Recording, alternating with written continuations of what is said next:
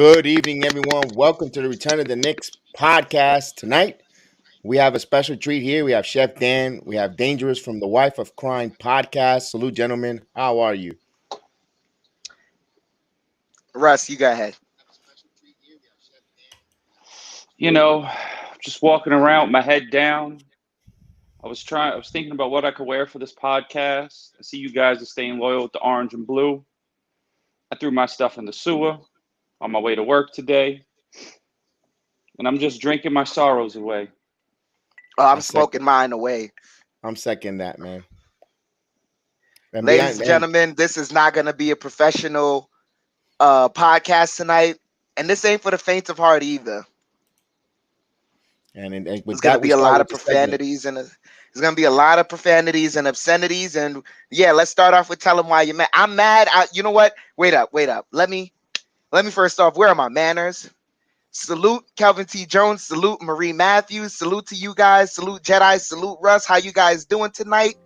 I'm pissed off tonight. I don't know why. I should start off. I should have some manners. I should at the very least start off right. Do what the Knicks do, right? Start off right and let it devolve into a mess. Let's get right into the mess now. Fucking Tom Thibodeau. What the fuck? Like, honestly, what in the flying fuck? How many leads do we have? Like, my God. You said it earlier. You said it by the 10th game. If we keep doing the same thing and it doesn't work or this, that, whatever, then it's never going to work. You got to make a change. And no change. You saw this team blow a fucking lead against the Lakers. Then they do this. You made no changes. Then they blow the lead against the Utah Jazz, right? And then RJ gets hurt due to your negligence. No. Excuse me. I'm getting the timetable wrong. Let me get this right. We blew the lead to the Utah Jazz. They beat us. And then, while we were getting shellacked by the Denver Nuggets, we had nothing for them that night. It's one of those nights where, hey, they've put up 80 points by the fucking half. Throw the bench in. The starters ain't got it. It's over. Tap out. He's got you in a fucking heel hook, breaking your fucking ankle. Just tap out. No. He let RJ in there because they were making a run down fucking 17 points. Late in the fourth, down 17 points. And you were making a run. A run where? So you did. So then you laughing at you. I'm not laughing at you. No, I know you. Because you can only laugh to hide away from the tears. That's the only thing you can do. Because after the young bull gets hurt, the guy that, oh my God, he gets hurt. Then we beat Golden State by Steph missing if Steph didn't miss that layup, 10 times out of 10, it would have went to overtime and we would have lost that game too. But we lied to ourselves after that victory. Hey, maybe this team is going somewhere, Maybe, but no, nothing. Absolutely nothing. Because then you come out to Portland. Portland's missing everybody. We got beat by nobodies. We got beat by nobody. Gone. I don't even know who this kid Cam is really, but whoever plays the Knicks in the Garden is the return of Michael Jordan every time. Everyone has a career game in the Garden. Every fucking time. Protect the home court. How about protect your pride, bro? Where's your pride? Yes. I don't care. At this point, I'm down like that. You trying to come back? I'm Oakley, bro. Take that. I'm doing something. I'm not even gonna lie, man. For all this shit, I gave Alfred Payton. Y'all remember that time in the Grizzlies when they were running up the score and he pushed Jay Crowder? Said that shit isn't happening. That is gone from this team for some odd reason. Even at his worst, we were doing some of that last. I don't fucking get it, bro. I don't fucking get it. Someone take over because I don't fucking get it, man. I don't fucking get it. these losses are so bad, right? That we're up so much that you should be able to put in your bench, any bench in the NBA, and hold a 20-point lead and finish the game. He doesn't even trust his bench as him and Thibodeau to put them in to finish a 20-point lead. He has to keep Randle in there, who, bro, if he brings the ball down court and dribbles between his legs 37 more times, and then we're supposed to be cool right now too, right? We're supposed to have Worldwide West. We're supposed to be the cool team. Don't get me started on him. I got something for his ass later. We ain't cool. Yeah, no. Connections. Everyone's gonna get theirs. I have 4 games left in my season package. I paid for this bullshit. I don't want to go no more, but I have to because I don't like wasting money.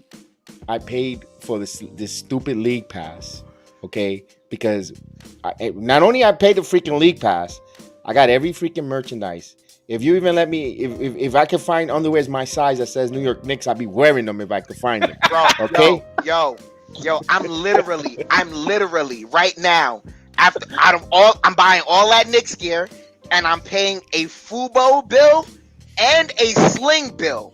The reason being is because just in case those games go on national TV, I'm only paying for Sling for one fucking channel, and that's TNT, just in case they air the Knicks. Fuck this. You know what I did for the past few years? My little secret?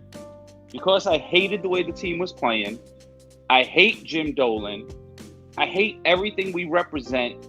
Our energy. I only bought used Knicks gear on eBay because I didn't want Dolan to get the money. See, you know what I used to do? I'm going to keep it real. I used to bootleg the games, and I made sure that the stream was from Madison Square Garden. That way I was directly stealing from him. I'm going to put it on air. Yeah, I used to do that. For real. He doesn't deserve our money. And then I was like, you know what? No, the Knicks, for some odd reason, after, the end of the pandemic year, I'm seeing RJ, he's going into the second year. I'm like, yo, RJ deserves it that I at least pay this fucking bill. Nah, man. Nah. He heard RJ. Nah. Before we move on, we want to mention Johnny Walker Black Label. The drink, because you're a Knicks fan. Johnny Walker Black Label. We recommend it for you, Knicks fans. So Johnny Walker, please give us a sponsorship. Drink up, because we're Knicks fans. All right, with that said, my God, where can I start? Well, we had that disgusting loss last night. We were calling it. We were thinking we were going to pull this out. All right, they lost. We're down. We're upset. But then we hear in the morning, Ian Begley, Stefan Bondi tweets, Worldwide West has the ear of Jan Dolan. What does Mr. Worldwide West, who I got connections, I got back channels, I go around giving people reach arounds around the whole league. Now he's playing pocket pool with James Dolan now. God, man, get us the freaking player ready, man. Get us the player we need. The team deserves. Get us somewhere. You know what's gonna happen, guys? You know what's gonna happen? Nothing. Again, the free agency is gonna come. Jalen Brunson's gonna go, ha. No, he's not coming here. You know who we're gonna end up with? Aiden from Phoenix. That's our big acquisition. Oh, we got the big guy from Bahamas, from the Phoenix Suns to the New York Knicks. That's it. No, thank you. Guarantee you. I don't know how. I don't know how no one in that fucking building that has a suit on, that is higher than the coach's seat, that is in the war rooms, does not have this discussion where they say, yo, it's a hit.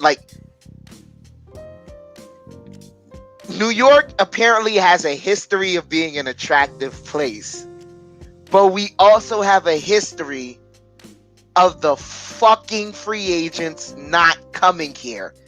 If that is your history, why don't you fucking realize, hey, no one wants to come here. We gotta fucking build our own. How Tibbs is isn't the guy that for that. message He's not And playing not the young guy. resonated by now? Right. And no, and this is the beautiful thing about it. I know you don't know this, Russ. I know you were working. You didn't see the game last night. The Knicks had a 28-point lead. They lost. They squandered it. They were disgusting. But meanwhile, oh, wait a minute.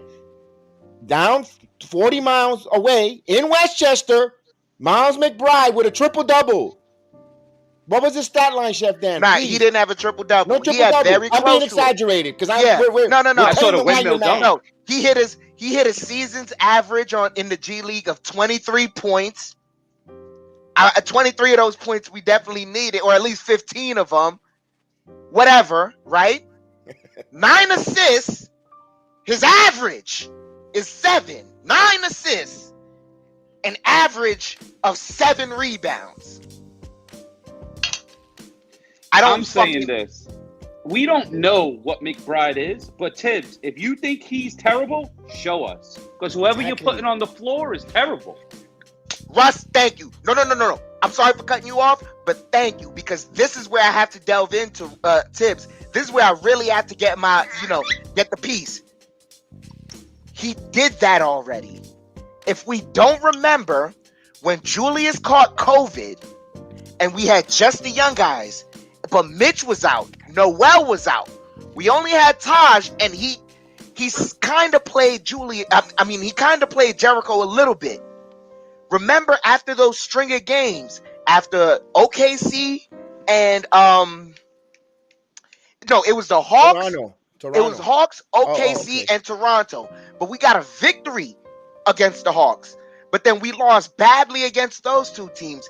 Remember, he came up to the podium. This is the first time ever we really heard him like he chose a side that day. He said, "This is what happens when you put your backup quarterback in. Everyone thinks that their backup quarterback is good until you put him in, and this is what happens." Our starters are shit. Our starters were not performing good. We're but all garbage. That day, no. The whole team. You know what I think that we should do in the NBA right now? Know what I was thinking earlier? You know how in soccer, the last place team gets demoted to like the league underneath, like the equivalent of the G League? Relegation. The Knicks need to be relegated to the G League. They might not even win a chip over there. Relegate them all. Last place team in the NBA, get your ass out of here. Like you were saying, they barely squeaked and they beat. Remember when they barely beat the Minnesota Timberwolves? I remember that sequence. Then we go on New Year's Eve to OKC. We lose that one, but because everybody and their mother got COVID, all our big men, all our big men got COVID. Noel's been stealing money. Right. And meanwhile, we signed, and then we go, and then the thing is, the cute thing about it that we forget to talk about, Mr. Connections, Mr. Leon Rose too.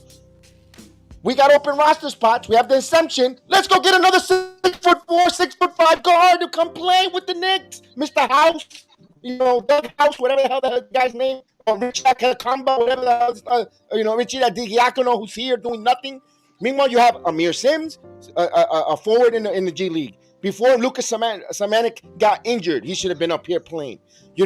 Bring up the size. So then McBride goes out there, undersized with no center. Taj Gibson, God bless his soul. He's the only one. No. And then he refused to play Obi with Julius for some crazy reason. I get to that rant as well. Then you're putting the team to then they go and they fail because there's no center, there's no big man. Then you want McBride to go out there and shine, but then he has the passive aggressiveness to come back and says, "Well, this is what happens when you call for the backup quarterback. They never get you. This is what happens. They play like saying he played like crap. Ever since then we haven't seen McBride really get on the floor. Of course, you didn't give him the full complement of his players, of the roster, of the starting lineups. Yep. And this is the biggest indictment we have on Tibbs, right? We're watching this Nets game, and me and Kev are calling. The Jedi sees the Force, man. The Jedi sees the Force. We're watching the same The same thing happened with Portland. Is the same thing happened with OKC. Is the same thing that happened with the Nets. They're making substitutions to keep their guys fresh. They're bringing them out in the fourth quarter, and then they're killing us. Meanwhile, we're running this starting unit. Granted, they're building a lead, right? They're building a lead, and then they get gassed. And then we bring in the second unit cold because they haven't played since the second half of the second quarter, right? All they did was warm up in halftime, didn't play the third quarter. Coming in the fourth quarter, they get ran on, right? While some of the bench already has a rhythm from the other team because they were playing. They get a rhythm versus those guys that don't get a rhythm. Quick hook for the bench. Gas starting unit. I heard an interesting stat this morning when I was driving around listening to the radio. They said Julius Randle has played 350 more minutes than any other starter in the NBA. Why? No excuse for his bad decision-making, though, because bad decision-making with the ball, him being our number one playmaker, he's not a number one playmaker. But he's gassed, so even what he's good at, he's having trouble with. So that 350 minutes more, that's like an extra 5 hours. Like, that's crazy. That's literally, oh my God, that's literally an addition. You know what that is? That's a game and a half. That boy's playing game. And the thing is, you said it's 5 hours. How long is a game? Like 2.5 hours. So that might have been. No, we're not talking about minute wise. 60 minutes. So it's 350 minutes. A game is 48 minutes. So he's played 6, 7, 8 extra games than everyone else. Whoever got the calculator in the chat, Calvin said he saw an article where it's 500 more. Yeah, so I'm saying it's 500 more minutes, which is the equivalent of 5 hours. Not even 5. Let's see, 500 divided by 48, and that's how many more extra games he's played. Wow, that's ridiculous. It's totally ridiculous with that. So that's the equivalent of 10 extra games. Wow. Yep. Wow. If he played 48 minutes in those extra games, he's not coming out the game. And he needs to come out the game when he's making bad decisions, so maybe you can coach him up. I think they're tired of Tibbs' negativity.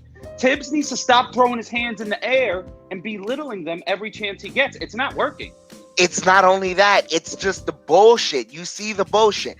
If you play better, you earn more minutes. If that was really the case, then Julius in the beginning of this season would have averaged around 20 minutes and Obi would have averaged around 20 minutes because Obi was playing out of his mind and you should have exploited that more, but he didn't.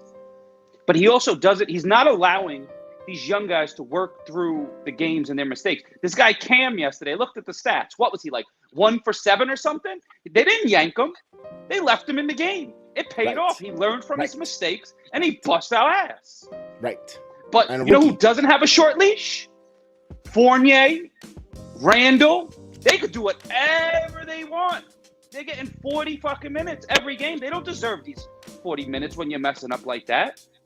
And so now, look, now watching this, right, it's gotten to a point now where reassessing the beginning of this season, we were watching all the minute counts and going, why are certain players playing this amount of minutes even though they're playing bad, and why are certain things going on? And we thought that maybe that the front office and Tibbs were in cohesion to, maybe try and sell these guys off by the deadline.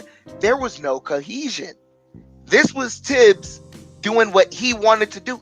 He had full carte blanche over this. And this is what he chose to do. So now if we're hearing in this latest post game that what really matters, like he said, oh my God, the bullshit again. He comes out of his mouth and says what really matters is Mitch's development, RJ's development. I got the press conference. I got the press conference ready to go. But we're ready to go whenever we want to hear it. But first, wait a minute. Oh, wait. Hold on a second. I got somebody who wants to break it. Look at this guy. He comes out into laugh on us, on our faces. Motherfucker. Gelling up the last 4 strands of hair on his head. Oh my God. I mean, and the thing that's killing it, yesterday, we're doing the play-by-play, right? Salute to PJ Thomas, my main man, Paul, Big Paul, Chino watching us, John Lavin, salute to you. Dave R, Counting Cigars, thank you. Have a good night. Thank you for always stopping by. We appreciate seeing you. I'm telling Chef Dan, we're building a nice lead in the third quarter, and then I see a couple shots hitting the front of the rim. Short, when guys are hitting in front of the rim, that means they don't have legs. They're getting tired. I said, Chef Dan, there's no reason for Julius Randle to play that whole third quarter. When they're up 20, there's no time reason for the bench to come in. And they were up by 20-something points. So I said, there's no reason for Julius to continue being on that floor. They should have brought in Obi. Then I said, watch him give Obi a short leash and yank him around 7 minutes left. And I think he yanked him around 8 minutes. So now he's got Julius, got to play the whole quarter plus another, and he didn't get enough rest. Now you expect him to be fresh down the road, when we knew it was going to be a freaking nail biter at the end of the game. Of course, he's not going to make you putting him in a position to succeed. And then I'm sick and tired of, we need to read and react. We need to see the pass and react. Call a play, draw something up, read and react. I just told Chef Dan earlier today, if I knew that this crap was going to be like this and we were going to be read and react, and there was going to be no developing, no playing, I said, you know what, we should have traded for Russell Westbrook. Because you know what? Russell Westbrook, read and react. You give the ball in his hands. He does get assists. He gets a shitload of assists everywhere to all his teammates. He could make you go crazy. He kind of sucks. He throws air balls, but at least he gets everybody involved and get them moving. And if that was read and react, that would happen. He always plays hard, too. Yeah, we might have just gotten him. Read and react point guard. Seriously. Now, I heard yesterday there were a couple plays towards the end that Julius Randle didn't box out, and they got the rebounds on him, and those were important parts of the game. What happened there? Give me one moment. First off, salute to Frankie Calise. My guy, you're in the This building. was the first game I missed in a while, too. That's Julius being gassed, bro. He's gassed. He was tired, man. He's and this is no matter what, man. If the one thing I can't fault Julius for is, sometimes, sometimes he does wane defensively on effort. But as far as wanting to do the right thing on the court always, he has that mindset. I can't fault him for that. He's just not, in certain aspects gifted to execute the plays that he thinks he can. Parts of being number one because of situational IQ, other part because of the physical limitations he has. Him being, the bruiser that he is, but he's so short. It is what it is. But I guess he's not put in positions to succeed. Having the ball in his hands that much, it's not even succeed. It's not even that. It's as simple as this. Steve Nash sees that the team is building a lead. He wants to try something new, so he makes a substitution, right? He tries to go small ball. Plus, Andre Drummond was drawing a lot of fouls on Julius. He goes to the small ball lineup. So now they're starting to build the lead back, right? They're starting to run the Knicks out of the gym. The same lineup is out there. And because they were playing sloppy earlier and you didn't make adjustments, all you did was call 3 timeouts. You can't burn any more timeouts. I think Tibbs is going to make it through this season, though. They're not going to fire him. They're not. But see, I think he's going to be here next season, too. Because what are they going to put in? I don't even know who his assistant coach is. Johnny Bryant is supposed to be the heir apparent after him. But here's the thing, though. Do you really trust him to develop these young kids? The only one he's really developing right now, to be honest with you, who he's developing? Alec Burks. Yeah, that's a fact. He's putting Alec Burks in the highest. Yeah. I'm not gonna lie. If Alec Burks leaves this team, I guarantee you, the next team he joins will probably be a championship contender. Put him on the Lakers. Watch him do work because he won't have the ball in his hands all this time. He could hit open jump shots. He'll be a good role player, but he's not a role player here. Alec Burks is a luxury. He's a luxury player. When you're ready to complete that, when you need to complete and you need a guy, that's like the eighth man off the bench to come in here, hit some shots, be a Swiss Army knife, play some defense at times, help you with some ball handling, felicitating and going into the paint. But he's shooting 34 freaking percent from inside the arc at point blank range. 34%. He's shooting better from the three ball than up close. And then the thing is, you got him doing point guard, penetrating and dribbling, and he can't finish. Oh my God. And then he knows that. Those are numbers. Thibodeau says he embraces analytics. And then here's the worst part about it, right? We're watching the game. The lead was dwindling. Coming to the fourth quarter now, we're trying to fight to sustain the lead. The bench unit is putting in work. Quickly is having his best game in the last 26 games. Everything is going in for him. He subs Quickly out for Alec Burks. And Quickly's not tired. How he's not tired? He never plays. That's like me I get tired because I'm 40, but he doesn't get tired. What is he, 21? Playing 10 minutes every other game? No. And then, not for nothing, in the third, I don't know if it was the second quarter, Chef Dan, refresh my memory. It was in the second quarter or in the fourth quarter. There's some plays. You have a guy on the team who's 6'7" with a 7'1" wingspan, tapping the balls, knocking the balls out of bounds by the name of Cam Reddish, who's and I don't know where other content creators, they knock him saying he sucks on defense and he's bad. He doesn't give effort. I saw a good play. And I'm going to be honest. I'm a little biased with Cam Reddish. I love Cam Reddish. I wanted him on this team. I want him to succeed. But he was out there. He says, he doesn't look disengaged. Of course not. He only plays a few minutes. You're going by garbage time. He needs to play more to get in rhythm, get in space. If he's going to give that maximum effort in the second, and he had a good second quarter, when he came in there with the second unit, then he didn't play much in the fourth quarter. He's going to be like, this is my role. I'm like, what's the point? We're blowing leads here. I should be out there playing and using my talents. You're wasting that man's talent. You gave up a first-round pick. He should be out there when they're up 20. That's when you let your bench players your young guys get in there and learn how to play the game and learn in game time, because there's room for error when you're up 28. There's not room for error when the starters gave up the lead already. Now you got to put in whoever you think is your best guys. But when they're up 20, the past 3 times we blew it, why aren't we developing these players? And then I heard Tibbs was mad that we didn't make any trades. Tibbs, we can't make any trades because you don't develop these young players. No one wants them. They don't even know what they can do. Exactly. It's the unknown. It's the unknown commodity. Christie, salute Christie.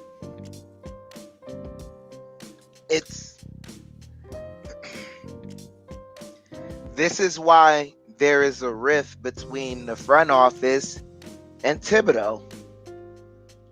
Because we see it. Me and Kev, we do every watch along. So we see every game, we're watching the patterns. We're really like dissecting these patterns. And if you watch the tape, we're watching, okay, well, like, why is this substitution happening now?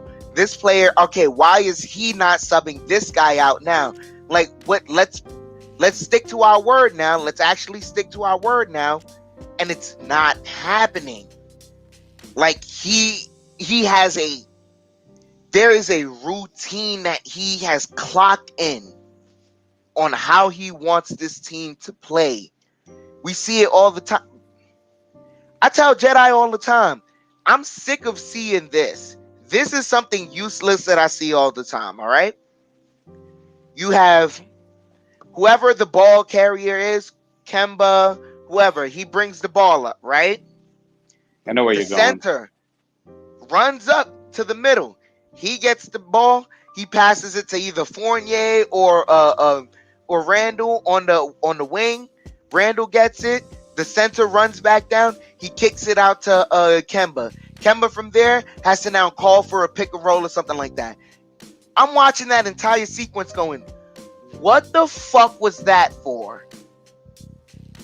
Dude, I could do that play with my eyes closed. How Literally. about the Randle here gives we go. the ball to Fournier on the baseline. Fournier wraps around him and just gives it to Yeah, that's Randle. that Harlem go. That stupid Harlem What goal shot. is Here goes. that? Randle brings the ball up. He Let me get some ice. hands it off Ice to Fournier. Fournier keeps his dribble. Back to Randle. Randle comes around the curl. Fournier with the curl. 12 on the shot clock. Randle dribble. He passes to the Fournier. Fournier, Wait, 3 on the says shot dribble clock. Puts up the 7 more shot. times. He misses. That's exactly it. I could do it with my eyes closed. You Yeah. forgot the Rinse and Randle repeat. dribbles. Rinse and Randle repeat. dribbles. Dribble. Jab, I step, could go all dribble. day with that shit. Jab, step, dribble. Jab, He's step, not you were mellow. right, He thinks John. he's mellow. He's Johnny so- Fante, you were correct, Johnny Fante. Salute to Fat Cat. Salute. I see you there joining us again. Thank you for coming It's back. crazy. Look, it's Appreciate it. crazy. I was literally listening to Knicks chat a day after. Salute to those guys on Twitter. Salute to Julito McCullum. Man, I'm listening to all the fans, right? And I was listening to some other content creators, how they interviewed some other teams' content creators early in the season. And they asked about Kemba Walker. And they said, man, like the way he described him to the T is how we're describing him right now. He is cooked, finished, bro. I'm telling you, he's cooked. The knees is not good. Not only that, he no matter how much he can try on defense, it doesn't matter because it doesn't mean anything. He just can't make up for it. I don't blame him. And then for trying to get out there, offensively, though. But he's no, no good but see, anymore. this is my thing, right? So now here's where me and Jedi, we're confused, right? Okay. You want Burks on the starting lineup. Why not, while Derrick Rose was out, because Derrick Rose is a small guard who can run with quickly as well, why didn't you put those two together? Try and experiment with the lineup. He never did. He even locked himself into that, by saying, oh, I only see Kemba Walker as a starter. By you saying that, you've now locked yourself into not having any experiments with the lineup. I was thinking about this today. I was thinking Kemba starting doesn't work. I think Kemba taking that Derrick Rose role of being in there with Quickly and Obi would work out nicely. Didn't I say I've been saying that? If he could come off the bench with the young guys and help them out, because he's going to hit Obi for the lobs. He's not going to be greedy. Kemba's going to give up the ball right now. Oh, but he doesn't want too many small guards on the lineup. But he's happy to run a Rose Quickly lineup. It doesn't make sense. He just says what he has to say in the moment. Like it's all word salad.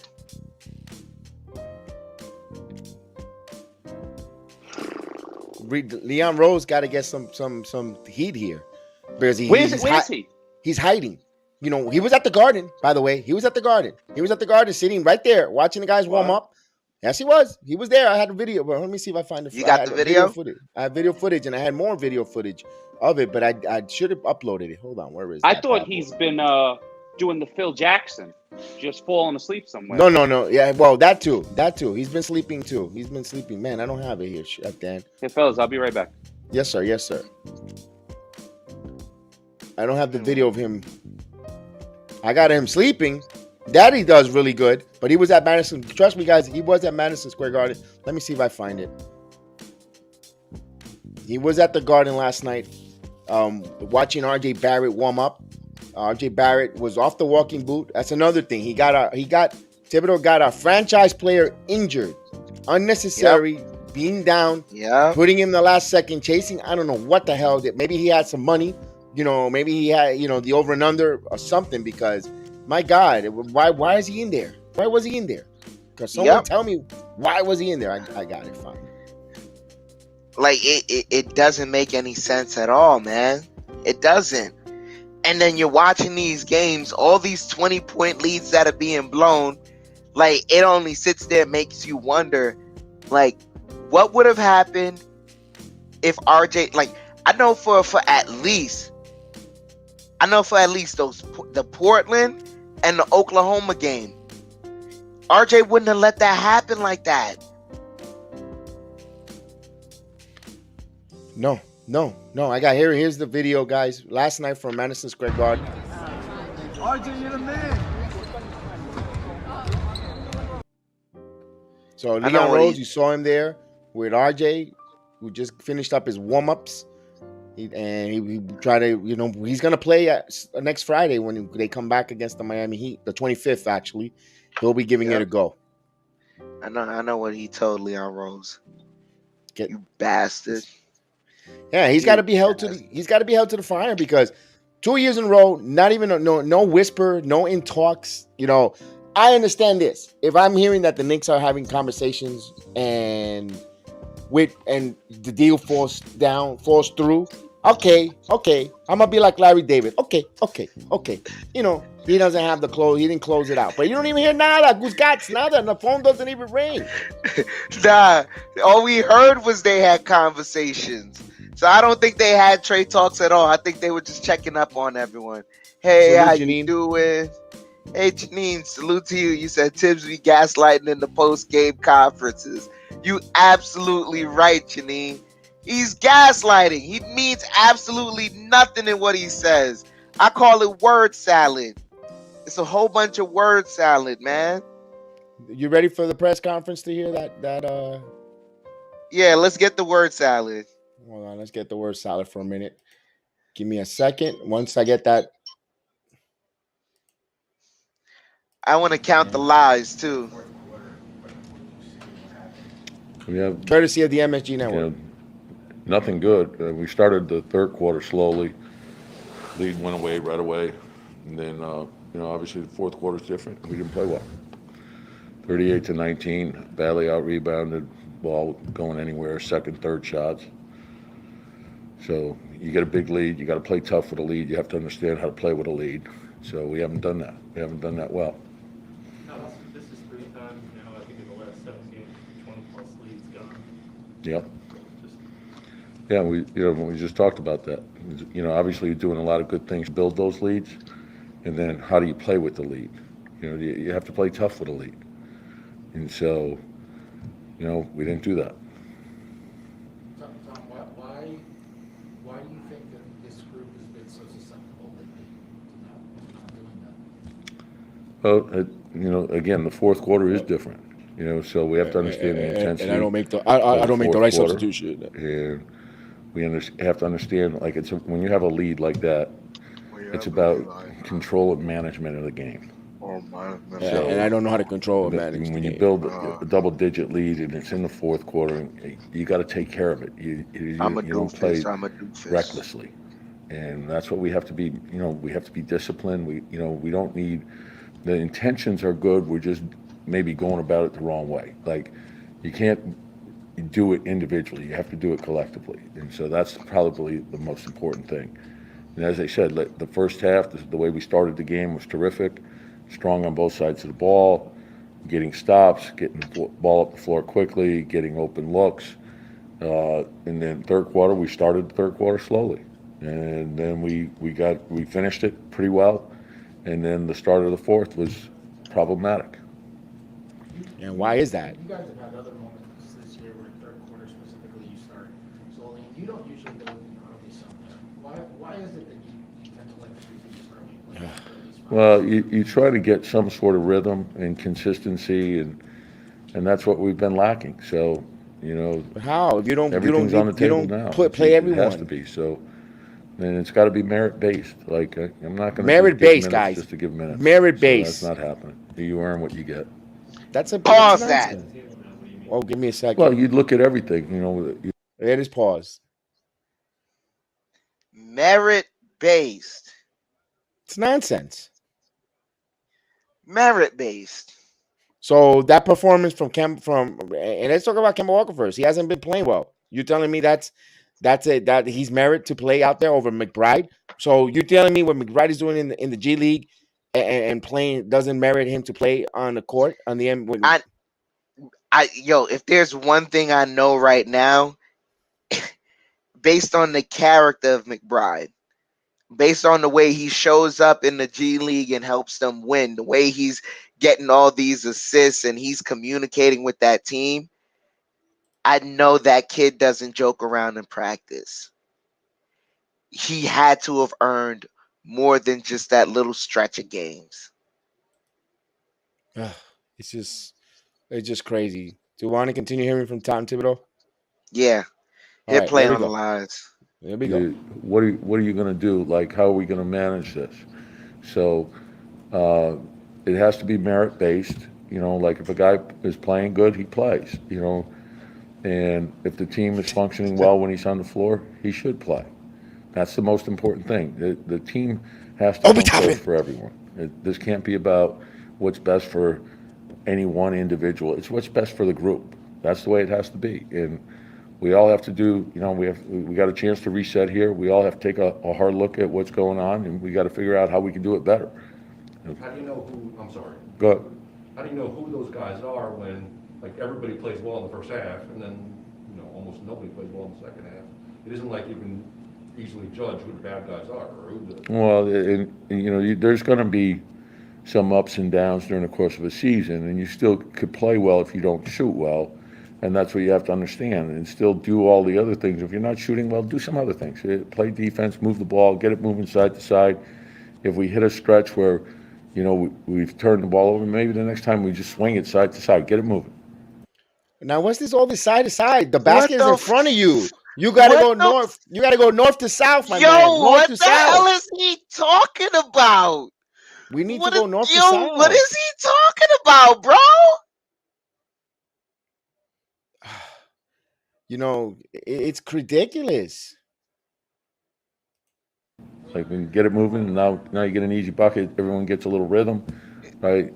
We can't allow a missed shot to take away from defensive discipline of protecting the basket, and then closing out, and then finding a body, and then going after the ball. That requires multiple effort, and you have to go and do those things.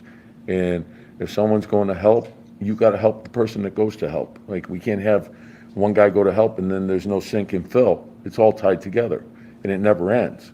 There's no easy way out of this. This has got to be our fight and our will. That's what competition is. Competition is imposing your will. Pause that. Oh my God. Two things. First, Janine, I think he might have, especially with the way he missed that timeout situation the last game. I think Tibbs did hit his head or something, man. They got to check Tibbs out, man. He's an older gentleman, so any slip and fall could really have hurt him. You know what? It was funny that you mentioned that, and I remember I think it was in the summer or something. One of the programs that I was on, I remember one guy said that, and everybody laughed at him. And now it's months later said that Tom Thibodeau showed signs of dementia. And I remember he mentioned that in the summer. It's like, dude, he's coach of the year and so forth. And now salute to that guy. I think his name was Eddie something. I know he was on the chat. He mentioned that, and I know everyone in another content, all the other content creators just laughed him off the panel when he said that. And you know what? The way Thibodeau is talking here and acting, man, my God, it sounds like he is 60 plus years old. I mean, it's still, you could, it doesn't mean that you're decrepit or ancient. Of course not. You could still, but man, he has lived the life of a coach, and that does mean that he has taken the best care of himself. Yeah. Right. Yeah. That does wear on him. So we'll continue to listen. I mean, I respect Tom Thibodeau, but we just mad. We're just telling you why we're bothered. Yeah, but like, this is my thing. If yeah, go ahead. It's like two things. Number one, if it's imposing your will, then why are we playing this prevent offense at the end of the games? We're not aggressive at the end of the games. Right. We're just trying to dribble the clock out. And this isn't something that just started this year. I remember this happening last year. He did the same thing. I know we quote unquote had offensive struggles, so then we were supposed to shore them up this year, right? So that when it got to closing time, Tibbs could execute whatever play he wants, and we could draw it up and get a bucket because anyone could get a bucket, right? Correct. It now leads to the other thing that I'm talking about, where his earlier statement, where if there's a turnover, just move the ball side to side and just try and get an easy bucket. Where's the play to get an easy bucket? Exactly.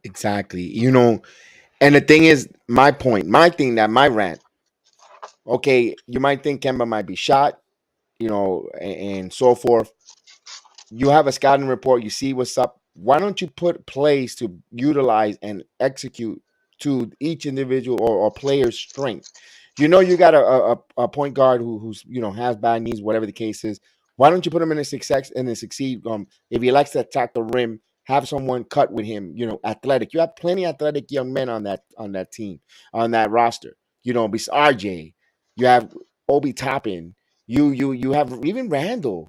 Those type of he doesn't illustrate a play. All he wants to do is score ball side left, like he said, east to west, not north to south here, side to side. No, let's get the ball. Let's create the mismatch. Pick and rolls. Knock someone on their rear end when they come around, fighting over a screen with your guard. Free up Kemba.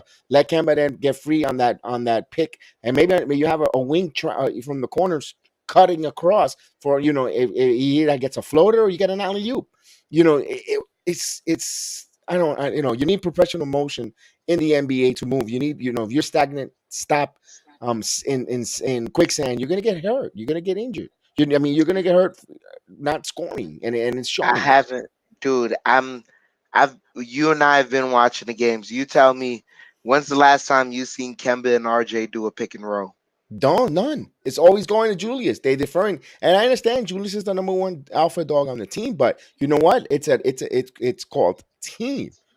And I understand in the NBA, your best player could carry a whole franchise. We've seen it with Jordan, LeBron, so forth. We know that, but we don't have that luxury, and he is not that luxurious player.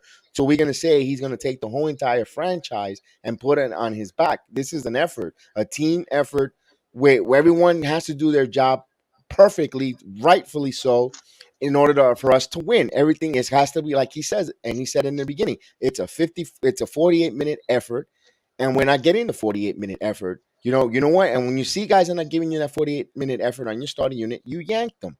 You don't say merit. You don't say they deserve merit. They deserve no. Well, you're telling us here, you're saying that, but what you're really saying is you're playing guys who has the money, who's making the money for the franchise, whose contracts. That's what you should be, and he can't say that, but that's what it sounds like. And here's the worst part though, right? No, because like that merit, it only goes towards the history of the vets. But how do the young guys build the history? They need to play. They need to put something. They need to put something on paper. They need to have they need to give us something. They need to provide a tape. And if they don't play, they can't have a tape. Man, it's like our channel right now. How people are going to know about us if we don't come out and do a podcast, a watch along? They're not going to know. So guess what? There's not going to be a sky report or a success, or people are not going to watch us because we haven't put anything on. We haven't put any content to show us what we have, what our rants or our talents or our time, or whatever fun hygienes, whatever we're going to talk. If we don't do it, guess what? No one's going to watch. No one's going to watch along with us. No one's going to join our Jedi family because we're not putting anything out there. And you can't expect to have a success. Can I ask you a question, man? Of course. Do you think that report that no one wanted the Knicks players because the older guys look bad and the young guys don't get enough playing time, right? Do you think that was from outside the organization or inside the organization? One more second. I want to say hello to Chaim Hill and repeat that question one more time, Chef Dan.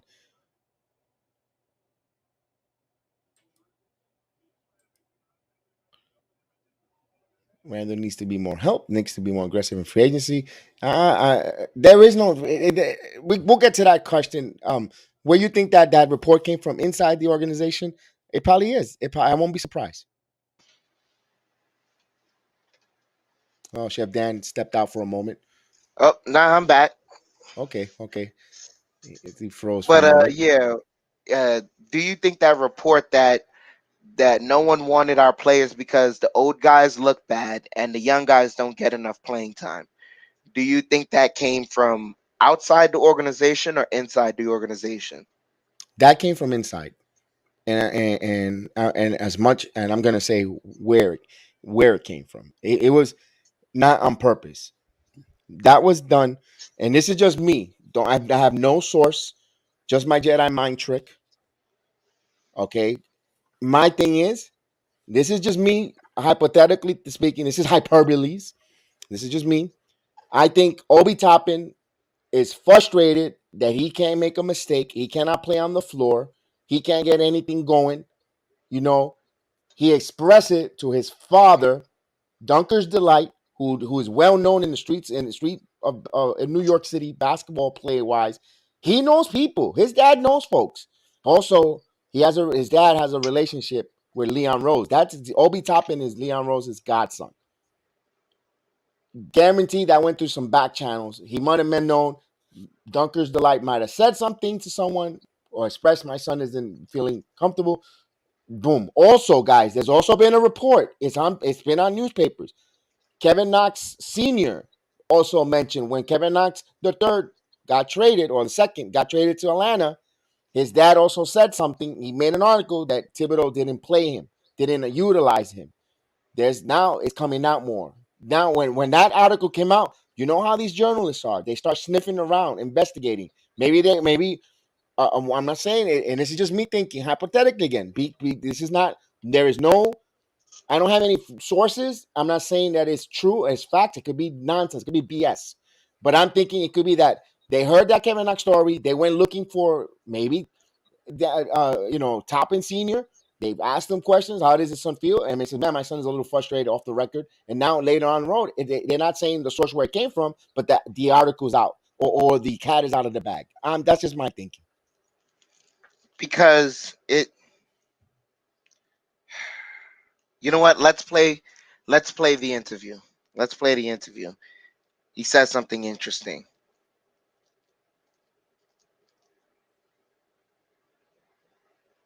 Kelvin, I'm not understanding right now with Kelvin. He said, "We commenting, but we only hearing you guys' thoughts. Great topics can be added via chat questions." I mean, so you guys can ask us questions. Ask Go the ahead. questions. Go ahead. There's no. This is your program as well Yeah, as like ours. we're just remember. this is us just ranting right now. This is not gonna go. I mean, if it goes via podcast form, fine, and we're gonna, it'll be out there. But we're just kind of. This is a safe space for us right now.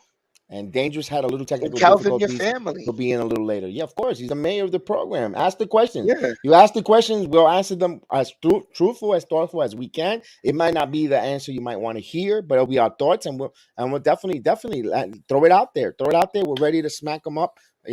Absolutely. So they did the same thing with Carmelo, and they were scared. They're scared to go all in. Carmelo. It's just a theme with them. I don't understand why. I think it was a whole different situation with It's Carmelo. a whole different situation from Carmelo. What our woes are right now, and what we're suffering through, and in reality is that, number one, the start of this year was not so good. Even though we started off the first 6 games 5-1, and at some point we ended up, just a month ago 22-21. Like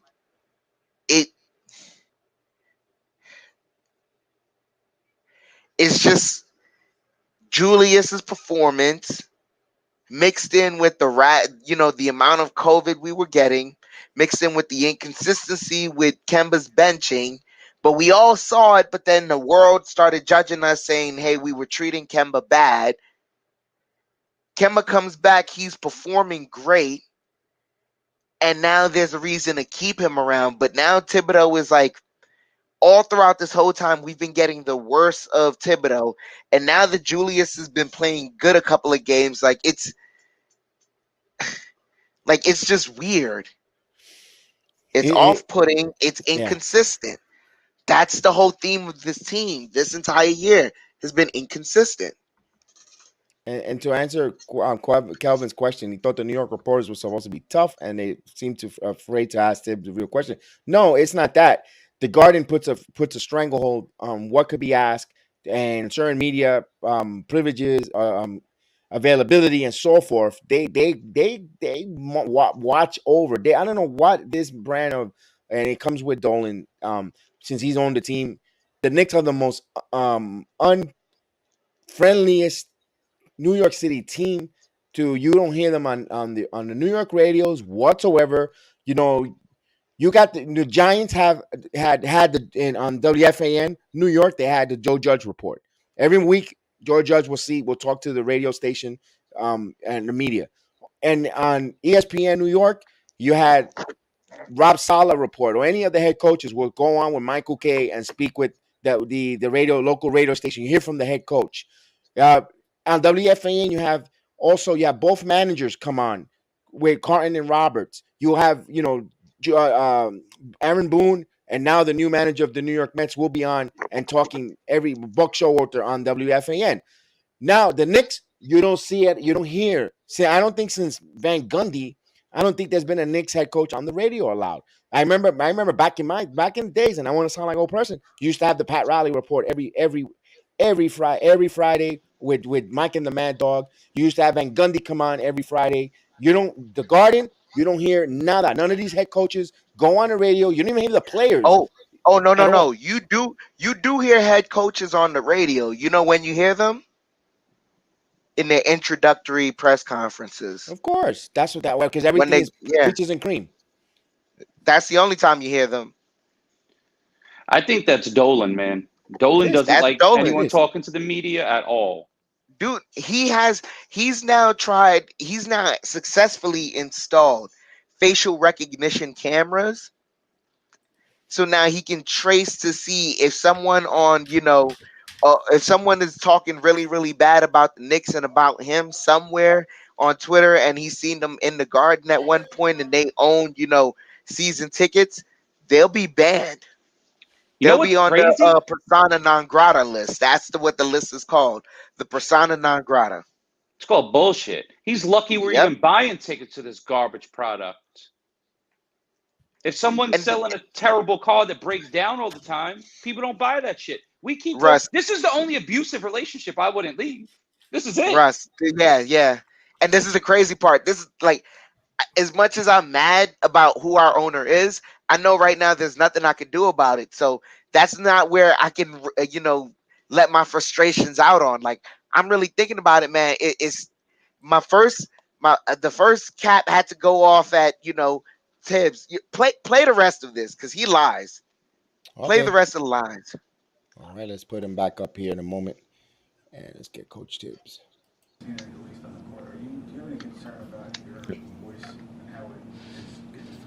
Well, the thing is all I think about is winning. I don't care about any of the nonsense. I just care about winning. That's it.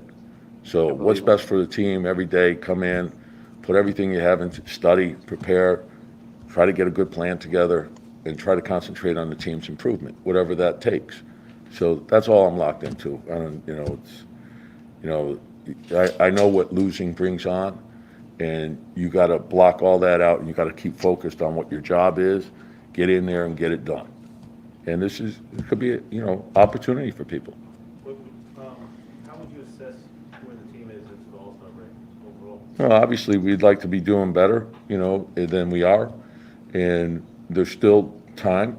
So come in, get a chance to get your breath, take a step back, take a hard look at, where we are, and then start with yourself. Everyone start with themselves. What can we do better individually? Then bring it to the group, and then get the spirit of the team together. And that's got to be the primary focus. I heard a lot of nothing. It's the spirit of the team, and that's on both ends of the floor. Let me tell you about what you guys have to do here. Do you feel like you guys didn't make a change at the deadline? Do you feel? No. Like the thing is, it's and this is, a byproduct of losing is everyone wants to place blame, right? And I understand that. We all have jobs to do, right? You. So lock into it's not gone as well as it has. It didn't go great last year till the end, right? So, but lock into what we have to do. Don't get caught up in getting distracted, and focus on how we can do better. That's where I want the focus to lie. I'm not, like, look, there's, there's trade opportunities, there's the draft, there's free agency, there's all those things. And, Leon is looked at all those things. And so if something makes sense, we're going to do it. If something doesn't make sense, we're working with the people that we have. We got a young team that can get better. And that's where, we have to concentrate. We have to get these guys better. Hey, look, Mitch's development, RJ's development, Quentin's development, Quick, Obi, that's where our focus is, right? And Julius is still young and can still grow, right? So we have a lot of things, a lot of positives, and we got to get a lot tougher. We know that. To me, we need a competitive spirit. We need hard-playing guys. Work ethic's important. Like how you compete is important. All that stuff. So, oftentimes these games, it comes down to will. It's like who's getting to that loose ball, who's getting to that second shot. Sometimes just getting your fingernail on it makes the difference between winning and losing. That's the way we have to look at it. We got to be first to the floor. We can't be standing, looking at each other. You're not winning like that. I think that because the expectations were obviously raised after last season. In retrospect, is that unfair to think that this team could? Yeah, and again, the same thing. I know, like everyone wants to look at, like last year, this year. Every year is different. You can bring back the same exact I've been group, saying that same thing, and it can be different. That's usually the I've way been saying that this same works. thing. And so the same things go into winning, and every year you start at a zero base, and then okay, what are we putting into the group together, right? And what does it take to win? And we have to understand that. And there's no shortcuts to this. This is about work. This is about competition. It's how we practice. It's how we play, putting the team first. Like to me, the mental toughness and the discipline that goes into winning means you're willing to sacrifice what you think may be best for yourself for what's best for the team. And that's the way we all have to approach it. You closed last one, guys. You closed with Burks at the point for most of the point until about a minute left. I was curious why you went with that over quickly. Same thing, and I like the way Quick played, and Quick got in earlier, so, I thought we'd come back with Quick at some point. And the one thing is, I always look at what guys are doing in the fourth quarter. And, Alex been one of our best players all year. He's shot in the 40s from three. So, and he can make, he's got size, but I love the way Quickly played today. I thought he was aggressive, attacking, right? He didn't hesitate. He took his shots. I thought Quick, thought he played a really good game. So why didn't you close with him? My question is, why did you not close with him?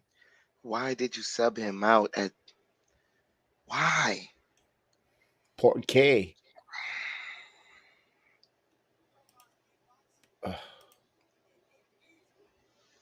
It's like, Opportunity for who, man?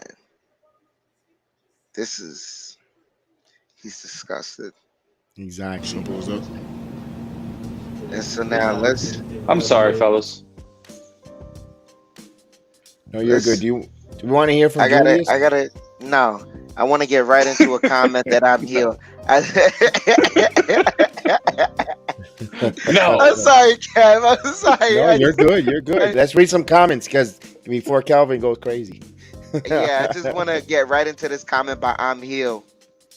What do we got? So you don't think the Knicks are scared to go all in with Randle and they won't waste his prime? I'm Hill. Can I tell you? That good. No. Let me tell you the truth. All right. You know what us going all in with Julius is? Is him playing with the young guys, and he waits until they mature, and he finds the natural pecking order in that lineup. He gets in where he fits in. That's his prime. Well said. That's going all in with Julius Randle. I can't disagree with you on that one. That's perfect. Yeah, because he can't carry a team by himself. In today's NBA, no one can, because all these stars have other stars with them. It's not the old NBA where you have one star per team. And not even which that. is why it not only that, they are following the Detroit Pistons 04 championship method, because now everyone on the team has to contribute. They're following the Mavericks championship method. Everyone on the team has to contribute. Right. And in order to keep and in order to let your superstars do the superstar things that they need to do, you got to let them have the gas tank to do it. Meaning you got to have more trust in the other players in order to do that. How do you have more trust? You let them play more. They got to build that trust. Not only that, NBA, you need three players to always win in high level. It goes with the Lakers, Worthy, Kareem, Magic. You had in the Celtics, you had, Bird, McHale, Parrish. You had those three. You even with the Pistons, you had Dumars, Isaiah Thomas, Rodman. You had that combination of three, and of like Kelvin said, Jordan's, Pippen, either Grant, then Rodman. You even had in the Spurs. You had Ginobili, Parker, and Duncan, and you had then before that we saw it ourselves, Robinson. You saw Tim Robinson and Duncan. Mostly, the last person to not have that though was the Dallas Mavericks with Dirk Nowitzki when he beat the Heat.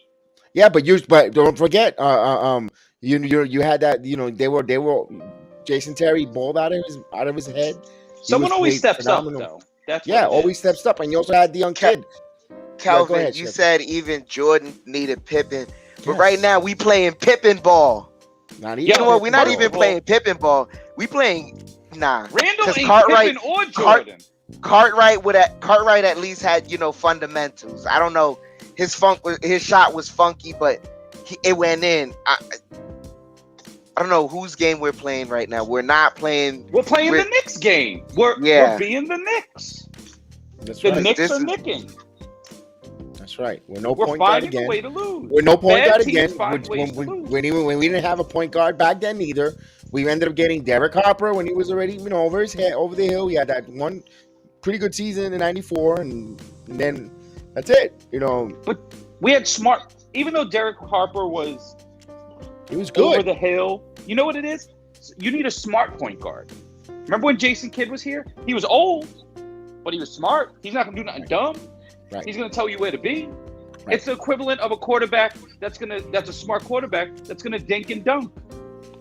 Right. You got to put the guys in the right spot, even if you don't have the firepower. Exactly. Well said there. And I think, I hope not. We don't make a mistake this summer. I hope not. You got now Martin Brogdon from Indiana and Jalen Brunson. I hope we pick well. I hope we don't do a Chris Child move again. Although do Chris we want Child to match Brunson? I'm here. No. I'm here.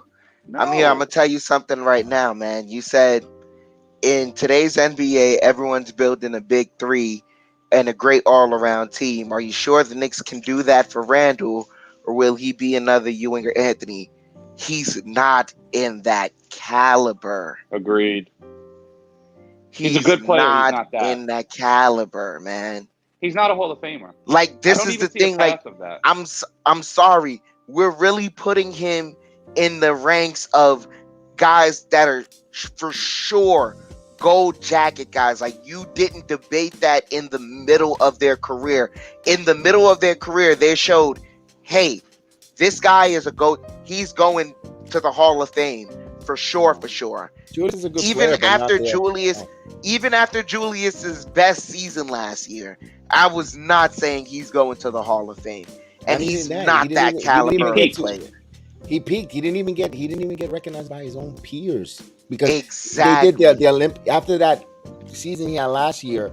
They didn't even invite him to the Team USA select team to even practice and try to make the team in case of reserve. It tells you a lot there. You know what he reminded me of? He reminded me of the guys back in the day in baseball that came out of nowhere and hit 30 home runs in their contract year. They took steroids in their contract year, hit 30 home runs, and then disappeared. They had their career year. And Julius Randle's not going to ever be a bum. He's just not a all-star. He's an above-average starter. Right. Perfect saying. And Mr. Johnny Davis, I know you mentioned about Mark Jackson was also good here. Yes, but Mark Jackson just crashed with his philosophy with Pat Riley, and Riley moved him. It's in the if you get a copy of The Blood in the Garden, I just read it. Yeah. With more detail on that. But the funny thing is they got rid of Mark Jackson the year before, and the year before they got rid of Rod Strickland. They because they just had too many point guards. It's like, and he went out to have a phenomenal, solid career in Portland and so forth. Yeah, and it's like, it's because we didn't develop, we didn't, you can't argue with Pat Riley's results, though. But see, here's the thing now, right? You can't be all right. We got mad. He took the formula and left. Cool, whatever. But the remnants of the formula were here. Why don't you see what he's clearly doing right now and just go, all right, we know so far in every Heat team that has competed, they have at least had a team where they built some of their own. That way they can compete while having some cap space and also get some stars. Why not do the same thing? Why are we wasting the youth? We can't get stars. We're not cool. Even you know that. Who's cool? Pat We're Riley's not cool. But we're not taking cool. But this is the thing, though, right? Whether it be the Lakers, whether it be the Heat, whether it be the Spurs, whether it have been Toronto that year, whoever it is, when you Milwaukee Bucks, when you go all in like this, you at least have some guys homegrown that are talented. You have them with the bird rights, so they're under the cap, and it makes the flexibility easier. And they're guys that they attract stars because they're good players. Yeah, you need those guys that are performing above their pay. The young guys. The closest thing we have to it right now was R.J. Barrett, and this. You know what's going to happen, though, man? Thibodeau. What worries me is Derrick Rose is going to come back. RJ is going to come back. We're going to go on these little mini streaks of 2 or 3 winning games, and we're going to mask everything and come back with the same bullshit next year. Like, if we were healthy. We're not going to. Rose is never going to be healthy. Never. He's only getting older. But we're going to mask it and say that it wasn't Tibbs' fault. It wasn't Leon Rose's fault. And I do not want to hear anyone say that shit, man. It's everyone's fault. It's a combination. Who put this sloppy-ass roster together? Yeah. And the thing that makes it look worse, guy, it makes it look even freaking more worse.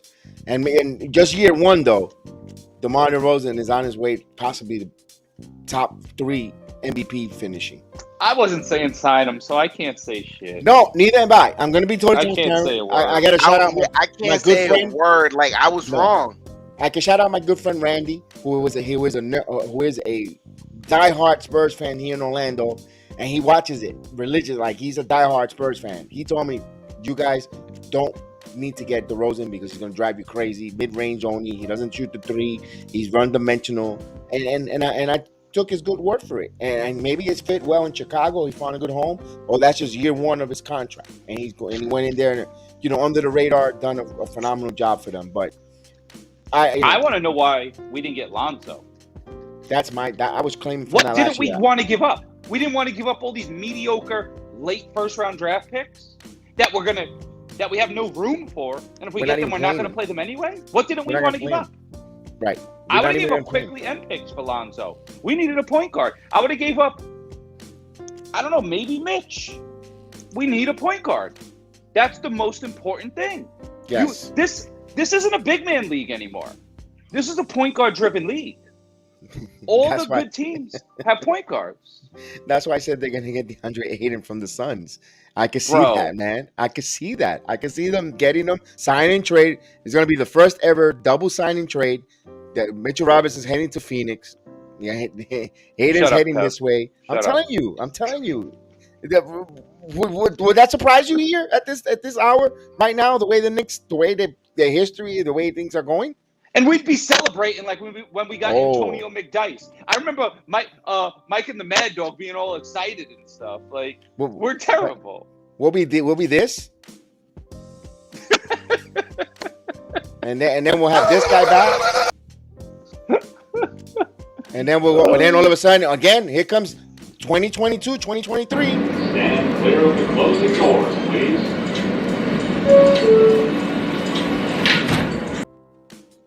Bing bong again. Never. Never. That was dumb when it started. It's dumb when it's over. They're fucking ping pong.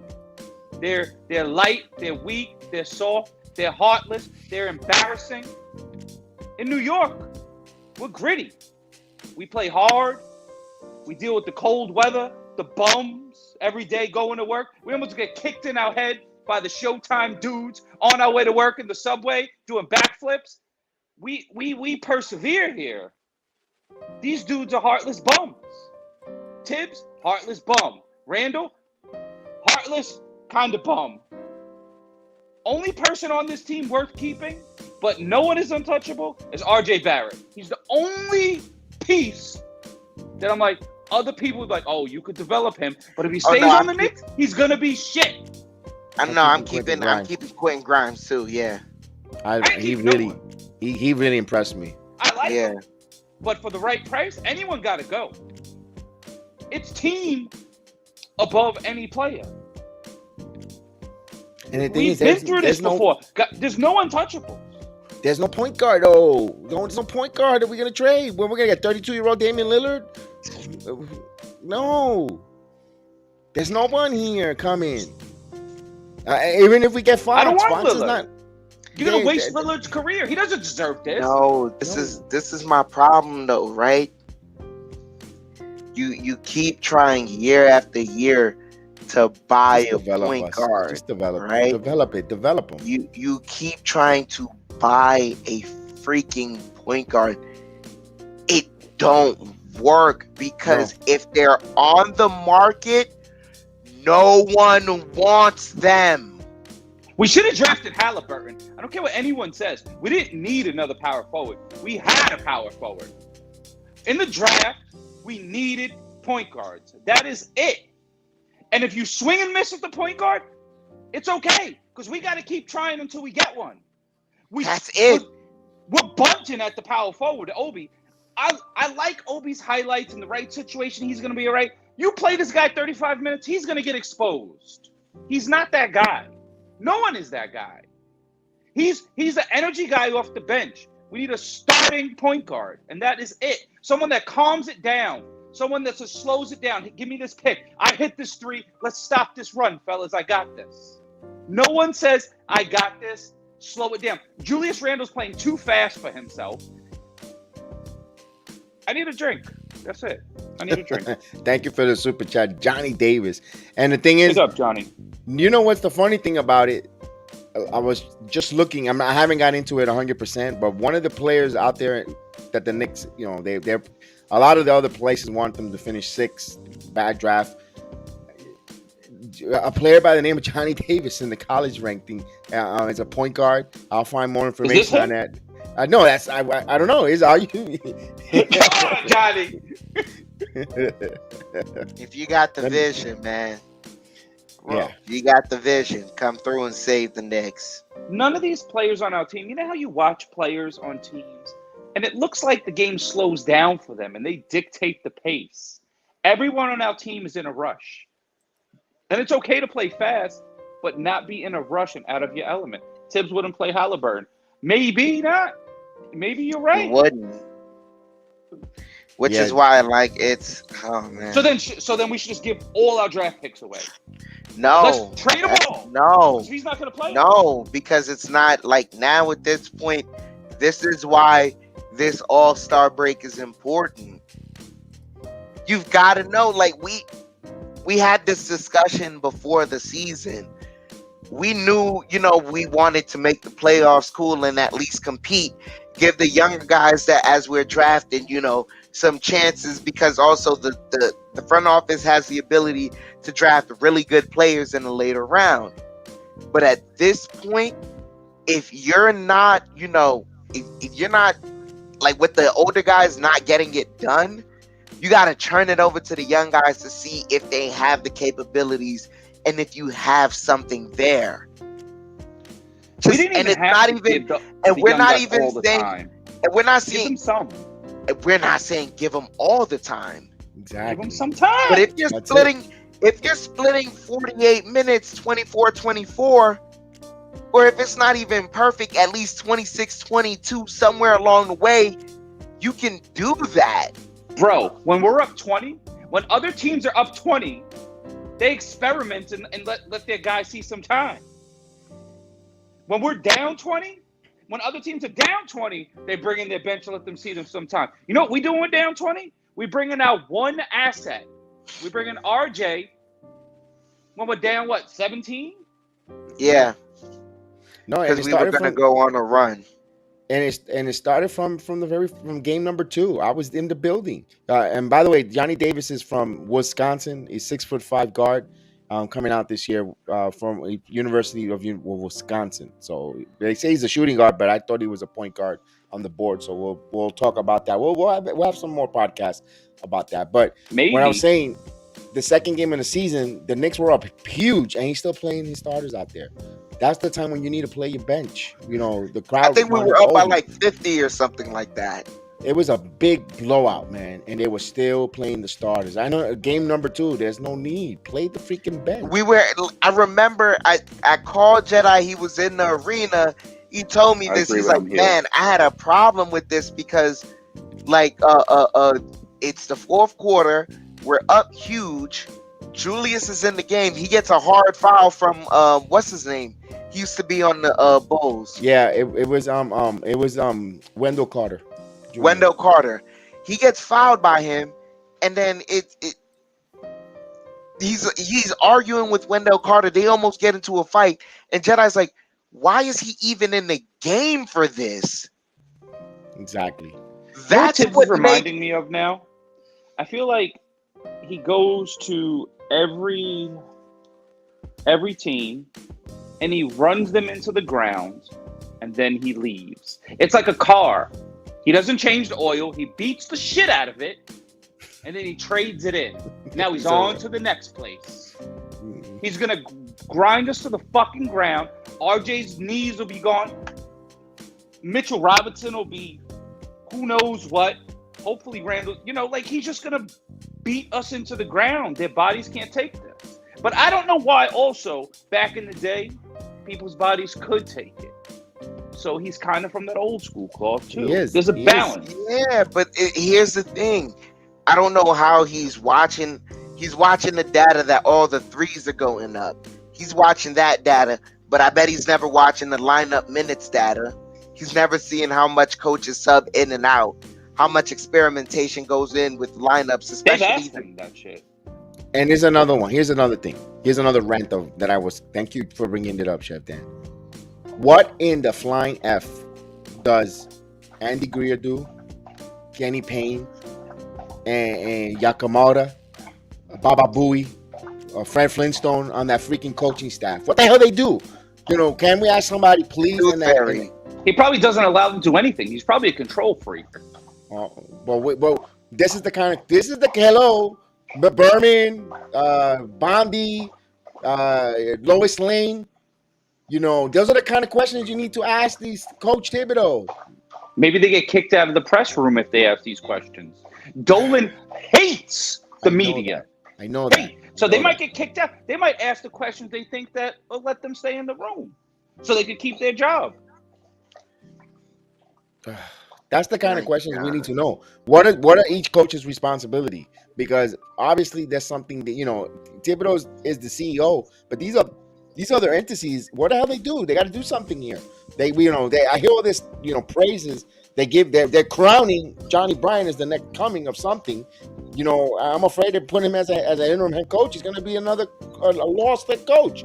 And that's why when I saw the Summer League roster, I prayed to God that Johnny Bryant was the head coach there, because if you're making him the heir apparent, that's that's what they did with Eric Spoelstra. That's what they did with Eric Spoelstra. That's what they did, I believe, with Nick Nurse as well. He practiced with some of the summer league teams. You gotta do that. And when I saw that they went with Daisuke Hashimoto, I said, that's a problem. We're starting off on the wrong foot. We haven't had a good coach since Jeff Van Gundy. Like right. A legitimate good coach. And he saw this thing falling apart. He was having problems with Dolan. He's having problems with management. They didn't like the way he was doing things, and then he left. Correct. And I didn't blame him. Right. And the best coach we had since Jeff Van Gundy, Mike Woodson. And he was okay, but his rotations were shit too. And then we had him on our coaching staff. He left for his hometown. Salute to him, because he's doing well. But then my other problem too was we never filled that spot up as well. You know what I have to say though? We always blame all of these coaches about their bad rotations. You can't have good rotations with a bad roster. None of these rosters are great. They're all okay. You're right. It's okay. Maybe you could put in someone, but it's like playing the lotto. Which number is going to come out? It's all luck. Which guy's going to hit a shot tonight? I don't know. Which one of these bums that shoot 30% is going to shoot 40% tonight? It doesn't matter. But see, here's why I gotta go right back to Tibbs. With other past rosters, I can agree with you here. But with this roster, here's why I specifically have a problem with Tibbs. You can't say it's a bad roster if we've made a historic month this week in building these 20-point leads and then blowing them. We couldn't have built the 20-point lead with a bad roster. Bums get hot, bro. But they don't stay hot. You don't know. But see, that's the thing, right? You watching each game, we're looking at it and we're going, it's not that they're just, crapping out. So you think they're tired. They're tired. In the back-to-back, like in the back-to-back, he still kept the minute rotation the same. Me and John, I looked and we were like, why?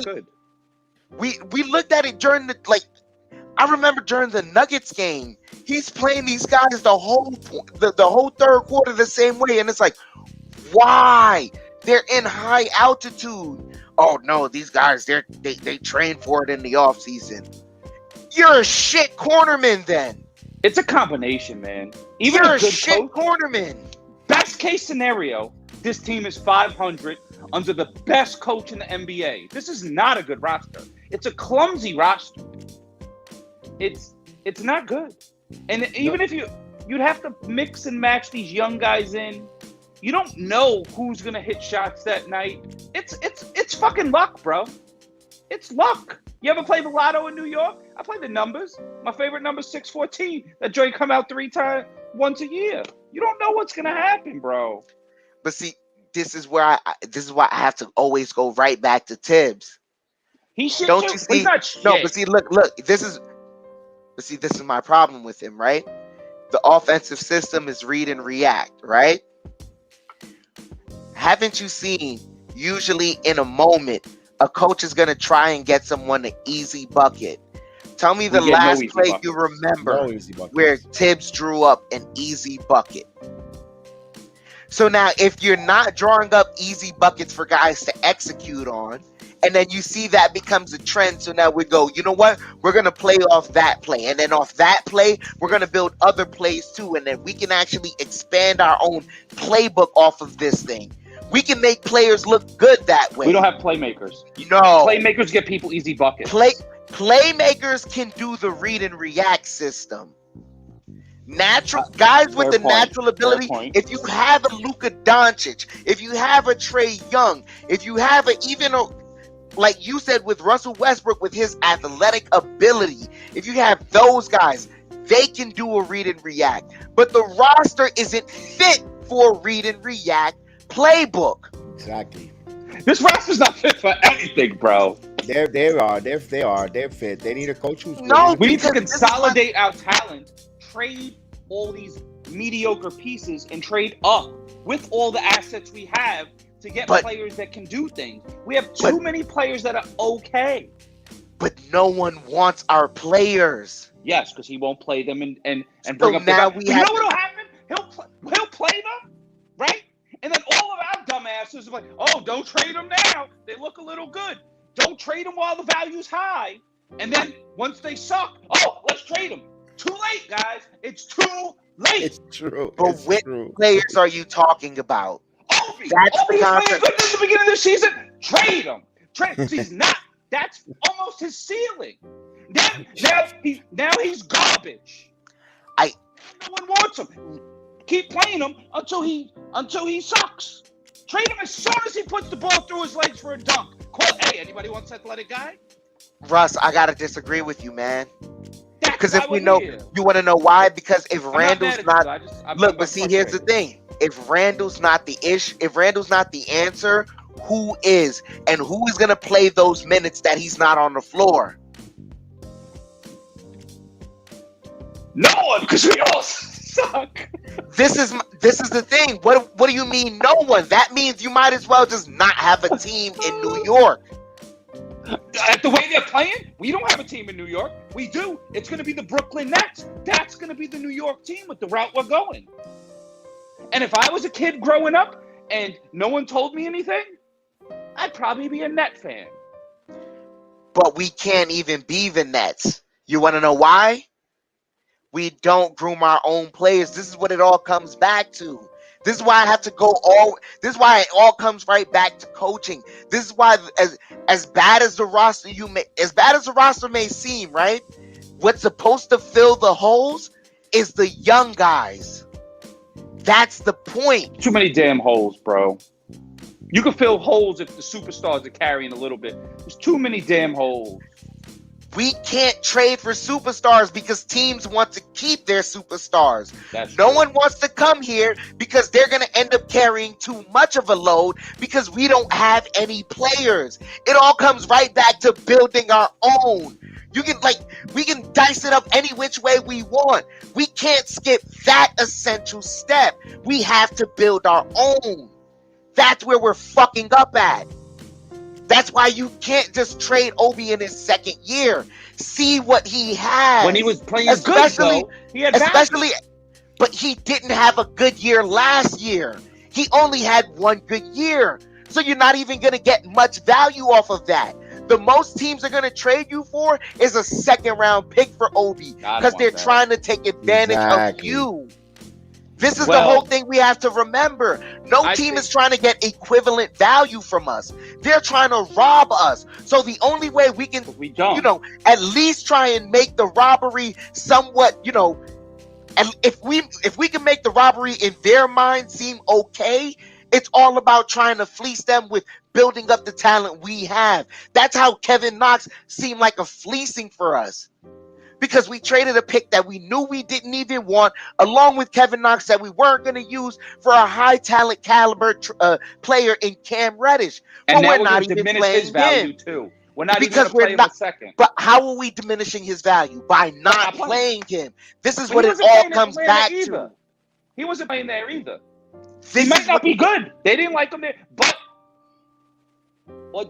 Trae Young had the ball in his hands so much over there too, so maybe he couldn't get any value either. Maybe he couldn't show his skill set. But see, this is where it comes to. This is where you have to have the discussion with them, right? Granted, he was hurt, so other players took precedence. Another drink. But when he came back to the lineup, he should have at least been the priority on the bench. They didn't even make him a bench priority. Salud, Russ. Cheers, my friend. So so at the very least, when we bring him in, for the Knicks, why not find a way to get him on the bench? No, that seems obvious, doesn't it? Get him in the bench. That way we can play with the lineups and find a way to get him and RJ playing together. If the results look good, now we can find a way. He's a steady bench player that now we can play around with the lineup. Soon enough, it may look like a future where them two are in the starting lineup because they are both playmakers. They both provide length. They both play good defense. And they are young. And we have their bird rights. So now if we sign them under the cap, it's cost effective. These are the steps that are needed that have to take. Is he going to be that guy? But you have to take all those gambles. I agree. No, you have to take all those gambles. No, you're not only taking those gambles with Cam Reddish. You're taking those gambles with Cam Reddish. You're taking those gambles with Emmanuel Quickly. You're taking those gambles with Obi Toppin. You're taking those gambles with Quentin Grimes, and you're taking those gambles with Miles McBride. All those gambles have to be taken. But when they peak, that's when you make the move and you have to trade them. We always let them peak, and then we keep them and let them be shit. We have to be a better judge of talents. You have to see who's fool's gold, who looks like they're going to be good, and then ends up being no one. Knox looked good the first year. Summer League MVP looking ass dude. You have to figure out who is fool's gold. And they have to be able to evaluate this talent, figure out who's the keeper and who's a pretender. But see, now here's the thing with Knox, right? It's all situational. It's case by case with each player.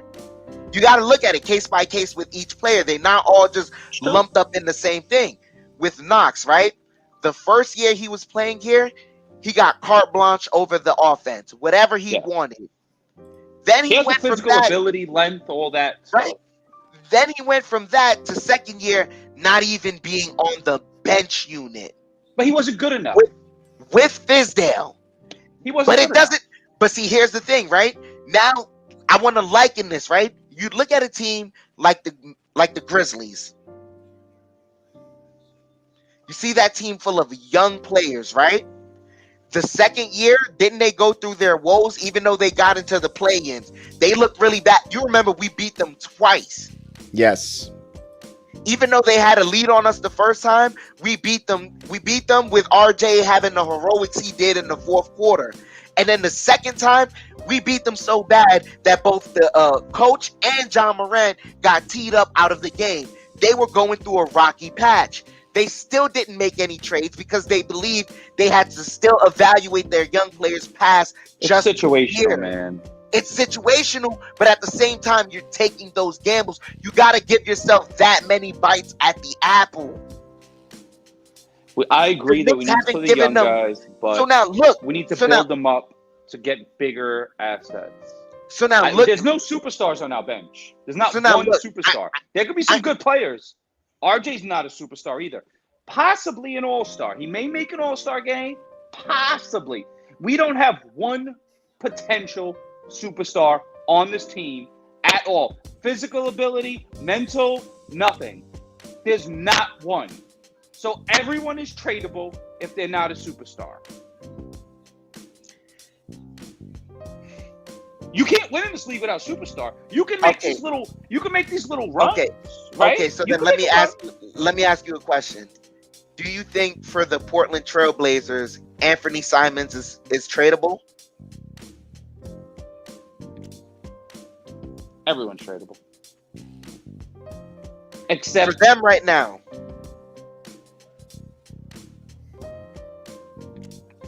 Everyone. It depends what you're going to get back for him. If they said, "Hey, I'm giving you John Morant in a package deal," you listen. You listen to the conversation. You listen, right? But in context of where they're at right now, based on the team needs, is he tradable? His value is very high. His value is very high, but is he tradable to them for any just small package? Not small package. No.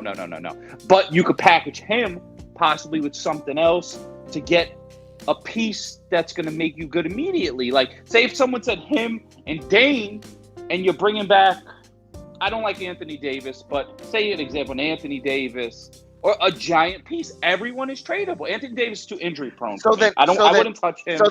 So then, wait. Theoretically, right? Let's say you go with that trade.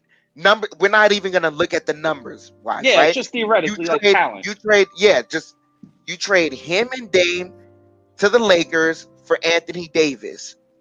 Who is the guard on Portland?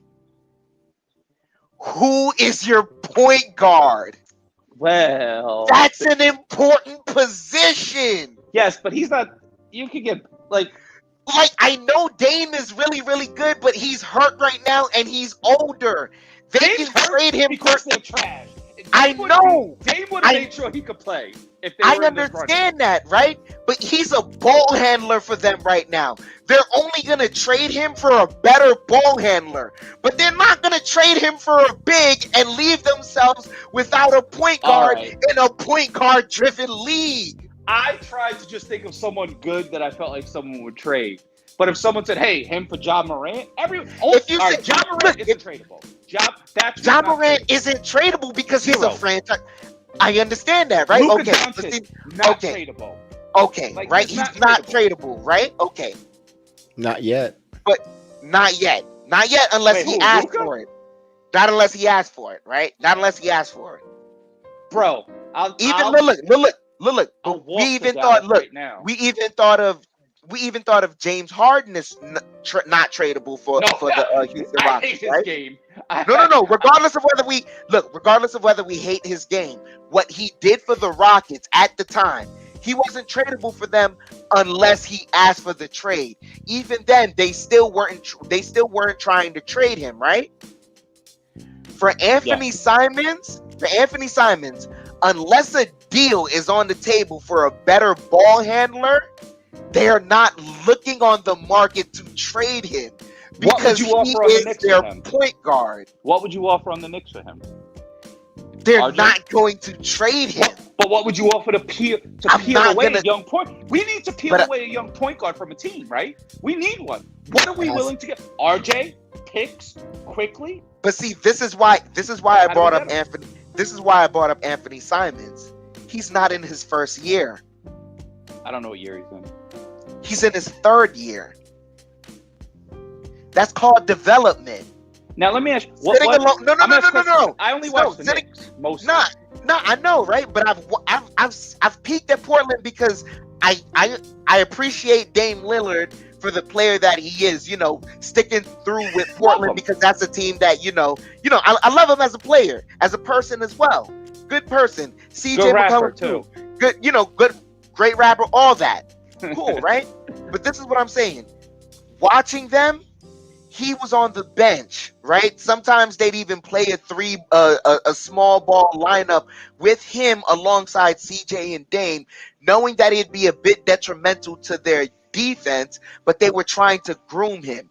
So now they're reaping the rewards right now. For however long they're going to reap the rewards, let a franchise be greedy. But we haven't even gotten to that point yet. So how can you offer up a player who's gotten hot for a stretch of games when you haven't even developed him for a year? You haven't put in that which time. Player haven't we developed? Which one? I mean, none of them really. No, but this is what I'm saying. I think Quickly is developed. Quickly is being developed. I think we know what developed. Quickly is being developed. We're ruining Quickly right now. Quickly's a six-man combo guard. My opinion. Quickly, you know who he is? He's the six-man player, guys. Lou Williams. Yes. Lou Williams. Yeah, that's exactly. Yeah, he doesn't want to pass. Look. If he pans out to just be that, let's find that out at least after his second year. Let's give him that time. Let him at least make it to the end of his rookie contract. Can we at least do that instead of trading our rookies after they've had a bad year and then all of a sudden they have an okay first start of their second year? Now that they've gotten hot, now let's trade them off for someone else's rookie who's been consistent, who they're not really even going to trade. They're not even going to make that trade because in reality, to me, talking about it now out loud, that doesn't make sense. If I was the Knicks coach, I would talk to Quickly. And I would say you don't always have to shoot. You can be like, have you seen Trae Young? You can play like him. You can get 8 assists and still score 25, 30 points. There's ways to do this. Here's the problem with Emmanuel quickly. He is afraid of going into the paint. All All he wants to do is shoot. Oh, that's it. The teardrop. But that's been that they like Chef Dan mentioned. They scouted that. They come from behind and swap it. They know that he's going for that. That's why he hasn't done a lot of floaters this year. And whenever he has a taller mismatch, what he does, he decides to go back and shoot the three. Oh, here he is, the man of the show. From the It's Over Yanks. Salute, Michael. Sorry, I couldn't rant about this team, but the Knicks season is over. So salute to Michael. So check out his podcast here on the Jedi Network. And the Knicks could draft Morant bad luck lottery balls. Exactly. And it could have been whatever, right? Yeah, but at the same time, can we at least let RJ make it passes, Yes. Let's let these guys develop. That way they can build value. Like just the hot stretch of games. I understand that, but figuring out who's worth it actually takes time and games. And that time doesn't mean just one season. It means then you let 3 to 4 seasons. And they turn to Frank Ntilikina. But we didn't even play him that much. Thank God. That was the worst player I've ever seen. He's the player that's been on the Knicks the last 20 years with the least heart I've ever seen. But this is my this is my problem, Russ, right? First round pick, we neglected to try and trade him, so now he walked, we got away with nothing. If we at least played him a little more and we knew what he was, at least if he got on a hot streak through one of those seasons, we could have traded him. But we didn't play him a lot. All right, with Frank, I felt like we knew what he was. He got enough time. He was overrated even on defense. Like, his best asset was he had long arms. The one person I feel like we could have developed was Kevin Knox. You can't teach 6'7", 6'8", long arms, athletic ability. If someone could have instilled some confidence in him, maybe I could see him. Frank, I couldn't see Frank. So now let me ask you, who took that confidence away? I don't know. Some guys you don't know? You can't crush guys. Some guys have confidence and you can't crush it. No matter what you say, I'm the shit, bro. I'm the best. I'm on the bench, but I'm the best player on this team. As soon as I get my chance, I'm getting Jeremy Lin. As soon as he got on the court, but when did he get it? I got this. When did he get his chance? But we were going through like right now because I remember they were desperate. Then Tony just said, you know what? Because remember, I think it was that was the only time Brandon Jennings. Was it Brandon Jennings that was the point guard? I love Brandon Jennings. But see, look, here's my thing. Even going right back to Fizdale, right? And that front office. Here's the mess that they made. If you were going to sign someone to be in his position, you only sign one player, not two. Wait, I'm confused. It was Julius and Marcus Morris. Oh, yeah, okay, I got you. Marcus Morris was another one. He's a mediocre player on a bad team that gets to put up a ton of shots. You know what I mean? Like, I don't put nothing into a player that puts up great numbers on a mediocre team. It means nothing. You're getting to shoot a lot because you're on a bad team. If you were on a team if you weren't a good team, you can't shoot like this. Same with Julius. Give up that ball, bro. What are you doing? You know you can't dribble. I saw you bobble the ball between your legs 3 times. And whose minutes do you think he took? It was Kevin Knox. That whole year, he was riding the bench.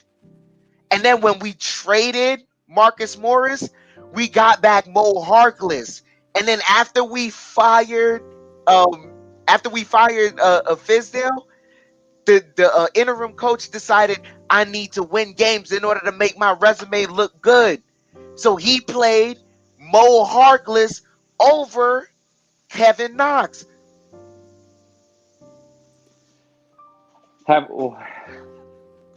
When did he have time to develop that take year? a sip, bro. All the pain, bro. All the pain. It's case by case, bro. Haja and hemorrhoids. You know what the case is? every case is terrible. There's no winning argument. We're in a bad situation every single time. And you know what I was thinking today? The only common denominator in the whole Knicks franchise between this whole last 20 years is Dolan. Yep. And the fan base. Exactly. Is it us? Is it Dolan? Are we too hard on these guys? I don't know. I'm not boycotting. I don't care who Stephen. Nah, dude, it's not even that. Yeah, it's not boycotting. I'm gonna tell you right now what my issue was.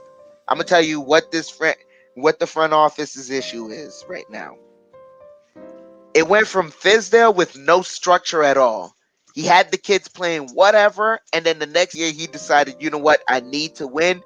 And then he spoke with the front office, said, I need vets. So it was no young guys, but then you had RJ Barrett, so it's like you had to play him because he's the number 3 overall pick. But then he also carved his way to the starting lineup because no one else had his ability as well. But then you go from that to now Tibbs, who's all about winning, to a point where it's detrimental to the development of the kids. The only young player who's playing is RJ. And because RJ is good. Look, it still doesn't solve the issue that the fans are asking for. We want a coach in here that is going to develop the kids, and it's fine if you play vets. But in order for you to play vets, right, the vets got to look like they know what they're doing, and then the kids could come in. That way, if the kids don't know what they're doing, we can say, all right, nah, something's wrong here. And we're going to watch the games and see, okay, which kid looks like a chicken with his head cut off? Because we're smart enough to watch the games and see that. But right now, what's going on is Tibbs is just playing the vets. If the vets were winning, I would shut up. But they're not. Here's the problem, though. This year, if the vets were winning, I would still have a problem with it. Me too. They still have to be in the game. Your young guys still have to get in the game when you have these big leads, when you're down by a lot. There's a lot of situations where it's just obvious it's their time to get in there and shine. Yes. And I'm not making this up. This is just me. I just watch basketball. I just know that's when it's their time. But see, here's where I don't forget the original goal of this season. Because we knew we weren't going to win a championship. It's not our time yet. How do we make it our time? We groom young guys while some of the guys that are in our conference slowly start to age out. When they start to, show us that, hey, you guys can take over, from there, we can play a horse's race of, a horse's race of stamina. But until that happens, bro, it's Giannis in our freaking division. It's KD. KD came back off of an Achilles tear, and he's better than ever. It's true, Joel Embiid. And Ben you know what? Simmons is still in our division. What we should have got Ben Simmons. We should have gave up everything for him. But our players don't look good enough because we don't develop enough, and everyone knows who the vets are because they've been on the market already. They've been around the league. They know their value already. You can make them look better or so forth and so on. They can, learn a new trick or two. Here's that, whatever. But at the end of the day, you know what these guys are. If they're on the market, they have a set market price. You know who doesn't have a set market price? Emmanuel Quickley. That's why they were trying to, hey, if you want to offload a vet, you attach Quickley to it. And I know Quickley look bad, this, that, whatever, but you don't just offload a 91% free throw shooter. He's having a bad season, so what?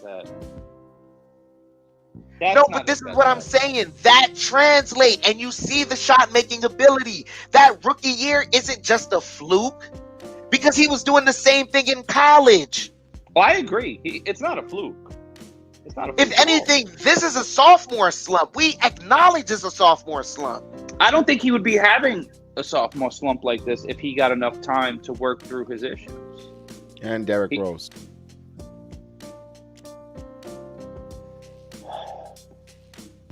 If Rose would be with quickly wouldn't be that much of a slump. I don't even think it would be this bad if he just had enough time to work through his issues. Like, I miss a shot, all right, I get it back. I try to, obviously you tell the young guys, you missed a shot, get it back on defense for me. You got this. Don't throw y'all. What are you doing? What are you doing? It's all you see Tibbs do. What are you doing? Oh, you got this. Get back on defense. Make it back for me. You got this. You need sometimes you have to encourage guys. It's not all about riding them hard. Pause. Yeah, that's why I thought Kenny Atkinson should have been the head coach if you were going to go in a full rebuild and rebuild and developing mode. But they went with Thibodeau, and we just got fooled. I wanted Thibodeau too. I'm not gonna lie. He popped. I wanted Atkinson. I wanted Kenny. I wanted him to do it right. Well, he was one of the guys I wanted. Here's the thing. After that catastrophe with Fizdale, at that point I was like, yo, these new guys, I'm leaving it up to them. I don't have a favorite in it. But just get me a guy who's going to play the young guys and try and develop them through a system that accentuates their talents. Trade chips to the Westchester Knicks. I completely agree with Agent. I really wish at this point, send McBride and Sims to the G League. I'll stop going to Knicks games. I'll go watch the G League and let them go in a chip over there. I'll have a good ass time over there. No.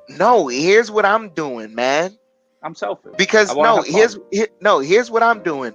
I look at a Toronto and I see a guy in Fred VanVleet who's their nominal point guard.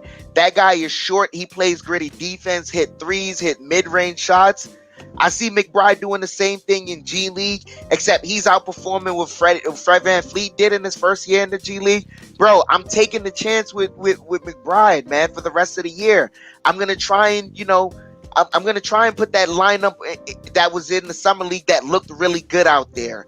I'm gonna try that out there. I'm gonna try and mix and match with RJ Barrett and Cam Reddish out there. I'm really gonna play these young guys, man. Do you think instead of taking McBride back and forth, and I know we're suffering here at the point guard position, but do you think keep him at the G League and let him dominate all year long? Because just let him crush, average 25, 27. Let him build up his confidence even more, because bringing him up here to sit on the bench, to get in here and play 7 minutes, and then he feels like he has to jack up shots. You could see it. He takes bad shots up here, man. And he's bricking up here. So he's rushing his shots because he feels like he has to do something or he's out. And it's counterproductive. That's not where I'm at, man. I know you want to start, but he's not gonna. No, it's not. It's not for him to start. Well, it's not for him to start. You want him to get 25 minutes. He's not getting that. But that's the conversation that needs to be had, because at the end of the day, where are we going? All right, we start him. Right? All right, say he gets 25 minutes for 5-6 games, and he's still doing the same thing. I'm still not starting him. If he's getting, I'm putting Derrick Rose in the starting lineup. Derrick Rose Rose not here. He's gonna come back though. This is what I'm talking about from the All-Star break. Where we're at right now, what the plan has to be for me, what I would want the plan to be. For me, hypothetically, we're bringing him up here, right? It's gonna be Derrick Rose in the starting lineup. We're sitting Kemba if it's buyout, cut, this, that, whatever. I don't care. Kemba Walker does not play another game for the New York Knicks. It's going to be Derrick Rose, Evan Fournier, RJ Barrett, Julius Randle, Mitchell Robinson. On the bench, I'm kind of is Miles McBride, quickly Quentin Grimes. I'm sitting down Alec Burks, man. or I'm gonna completely. play You him. don't. But now No, you're I'm gonna diminishing play him value of some an minutes. asset No, again. I'm gonna play him We're right some back there. games. No, you I'm won't gonna play diminish him some games. Other games, I'm gonna say he's hurt. I'm gonna put him on the injury. I'm gonna put him on an injury report for a neck injury. You could DF. Because he flops fouls anyways. I'm gonna put him on the injury. So you left I'm put him on quickly the, out though. Now where's no, now you? I put quickly in the right next to McBride because some days I'm playing. Some days I'm gonna play minutes with Burks. Other days I'm doing it with Cam Reddish. Obi Toppin. Reddish right now doesn't fit with. If Burks plays, Reddish doesn't play. That's what's going on. That's why they failed on unloading him in the trade deadline. In the offseason, yeah. I mean, in the You know deadline, what though? yeah. They probably didn't get an offer because a good offer. Everyone's trying to fleece us. But I think at this point we have to overpay. No, Ian Begley put out there that Tibbs did not want Burks offloaded. That's what the conversation was. And I'm gonna take Begley's word because Begley's well connected. And what's crazy that in the offseason he wanted Bullock over Burks. Bullock's a better defender. Of course. Me personally, my thing is I'll tell when we come back, Burks take the rest of the year off, paid, on the bench. You can't do that. Yes, yeah, no, you could do that. He's not a bad player though. But it doesn't hurt his value though. But you gotta but listen, you gotta let these other guys play. You gotta let these other guys to see what we got. There's only 24 games left. Here's what I'm asking you, Russ, from the bottom of your heart as a Knicks fan. Where do we go from here? What's the plan for the future?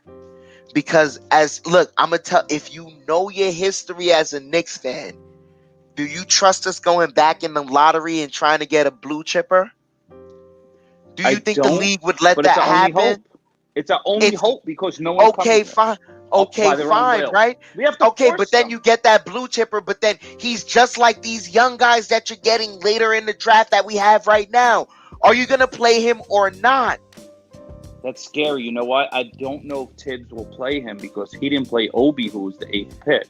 But Obi was looking trash and lost because he started off. Nope, there was no training camp, Russell. No summer league, and no summer league, and he also came off an injury.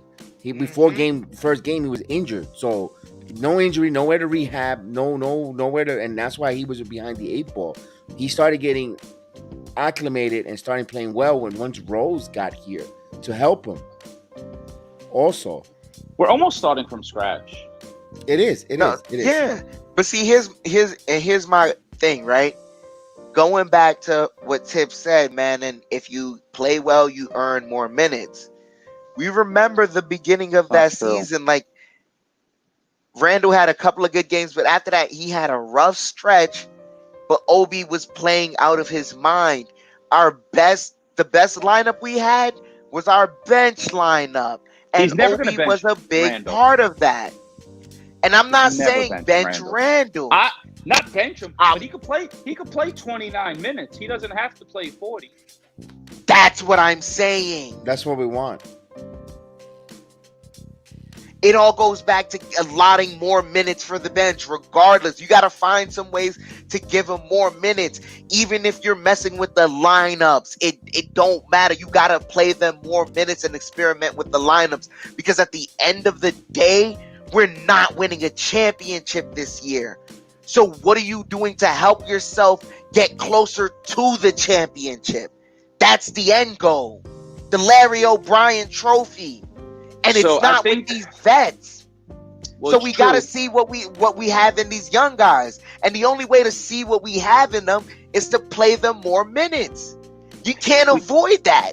We have to play them more minutes. He shouldn't be starting Burks at the point guard because whether or not it's McBride or Quickly or whoever, he should be seeing which young guy could possibly do it.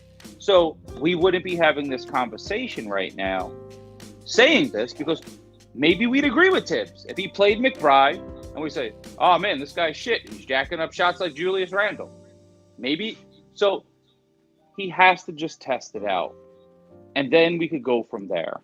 And he's not going to do it. the point guard is the open spot, and I don't understand why he's not trying things. Every game, start quickly. Let's quickly rock.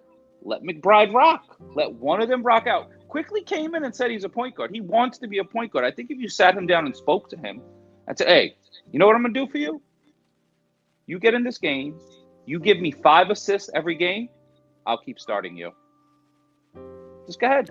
But that's the program they developed. They laid out for him in the summer, along as he went with the USA Select and in Summer League. That was the program they put out for him to do there. Give me 5.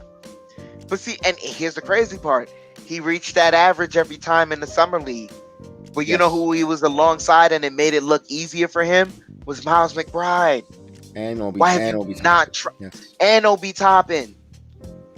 Jericho Sims catching lobs.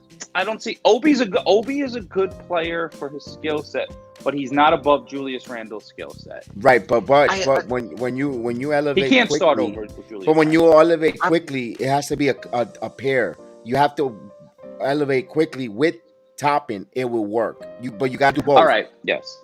So and not only I see that, but the reason why I agree, kind of like you can't start him with Julius Randle, is because they're going to defer to Julius Randle and keep giving him the ball. And they're not going to develop if Julius Randle's on the court with them, because they're going to continue to defer to him because he's going to keep asking for the ball. You're going to need a point guard that waves him off, that has the spirit, get out of here. And that's quickly a wave off Julius. He got the swag. He's done it. He's done it. He's done it in the games. He's done it. He's actually got into his face and told Julius a couple times. He actually told him, "You didn't rotate on defense, man." I've seen it. I've mentioned it on the watch-alongs. You know, and I mentioned it several times. Quickly's the only one that actually would tell Randle, you need to rotate. You forgot to rotate. What happened to the rotate? And he held them accountable. And I always said that, he has leadership qualities on the floor. But my opinion is, I think if you're gonna start quickly, you have to start. He has to be. It's a package deal with him and Obi Toppin, or it's got to be Quickly and McBride, and they both got to go because Quickly and McBride complement themselves. Right? Yes, they play very well. They play very well because who's the point guard? You both can handle that. Both can handle it. You got to give them roles. Russ, you got to leave that mindset because that's not the NBA anymore. But now this team, they need set roles. Otherwise, people get frustrated, confused, and you don't want to do your turn, my turn. Okay, all right. So then let me ask you this question, right? Look at a team like the Toronto Raptors. They know at some point they're gonna have a mismatch with Fred VanVleet. So when they have him on the bench, who's the point guard? I don't watch them that much. They just have lengthy guys who attack the rim and can shoot the three. But that's their bench. What I'm saying, your main squad is in. But see, it's not about the main squad. I'm talking about in reference to like when you're in the playoffs, it's not always about the main squad. Sometimes adjustments make the team.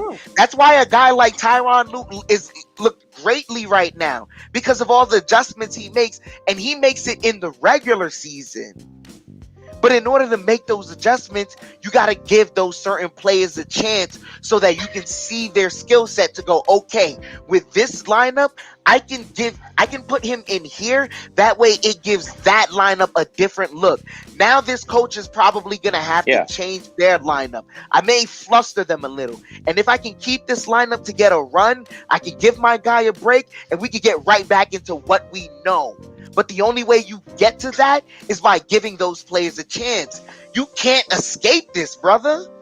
So best case scenario right now, Knicks, Tibbs is making, let's say, Tibbs is making all the substitutions and lineup changes you want. What is their ceiling win number? I don't know that right now. Whatever. What do you mean? What do you mean? The remaining 20? What the remaining? Beginning of the year, Tibbs is doing everything you wanted. Playing the rookies. Ideal situation. where would we be right now? We don't know what they look, what level of success they might be in their matchup. Do they lose those games? Do they lose that Sunday night game at home to Orlando? Do they squander these games with their 20-point leads? There's a lot of ifs there, a lot of variations. Yeah. They don't squander all these 20-point leads. They may squander a 20-point lead. It happens to the best of them. Yeah, I understand. This doesn't happen. But it doesn't become a historic. It doesn't become a historic feat in the NBA that's attached to the New York Knicks. And in the fourth quarters, you're only scoring under 20 points. You can't.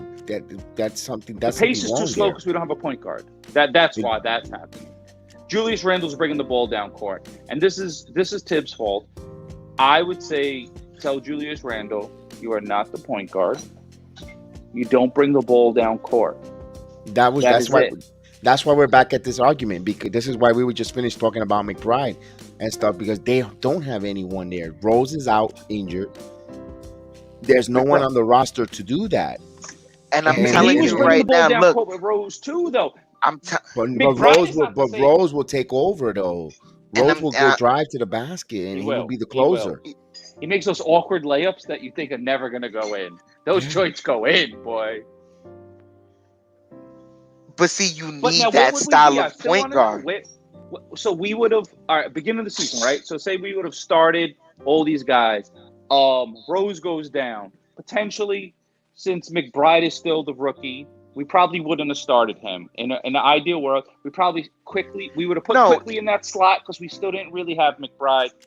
And we would have had Rose as the backup, or vice versa. It would have been Quickly and Rose. Let McBride work his way in a little bit. Grimes would have worked his way in a little bit. So RJ we're keeping at the 3. That's what's going on, probably, right? Mm-hmm. Burks is his backup. Randall's playing like garbage. So that means we would have been letting Obi get we would have been splitting time, 25 minutes each. Maybe play Randall at the center a couple times. And that's what he has not done. I'm glad you mentioned that. And that's one thing that's frustrating. Because he's strong as hell. Like yesterday's game. We know that. See, like, here's grown-ass man. Here's my thing, right? Look, I asked some of these questions because there are certain lineups where you feel like, all right, because of Tibbs' stubbornness, and you saw that a player wasn't playing well. I asked, do you lose that Orlando game, right? You remember that? I don't remember it that well. No, I was about to ask a next game. Do you remember the loss against the Cavaliers against Ricky Rubio? I was there. Right? Oh, right. Look, right? Terrible, right? But then if you say, you know what, let me gamble a little, give McBride a go at him. Is Ricky Rubio hitting off all those threes? You never really know. You never know. Are you if you're changing up the lineups a little? If he changes up the lineups a little Grimes on him.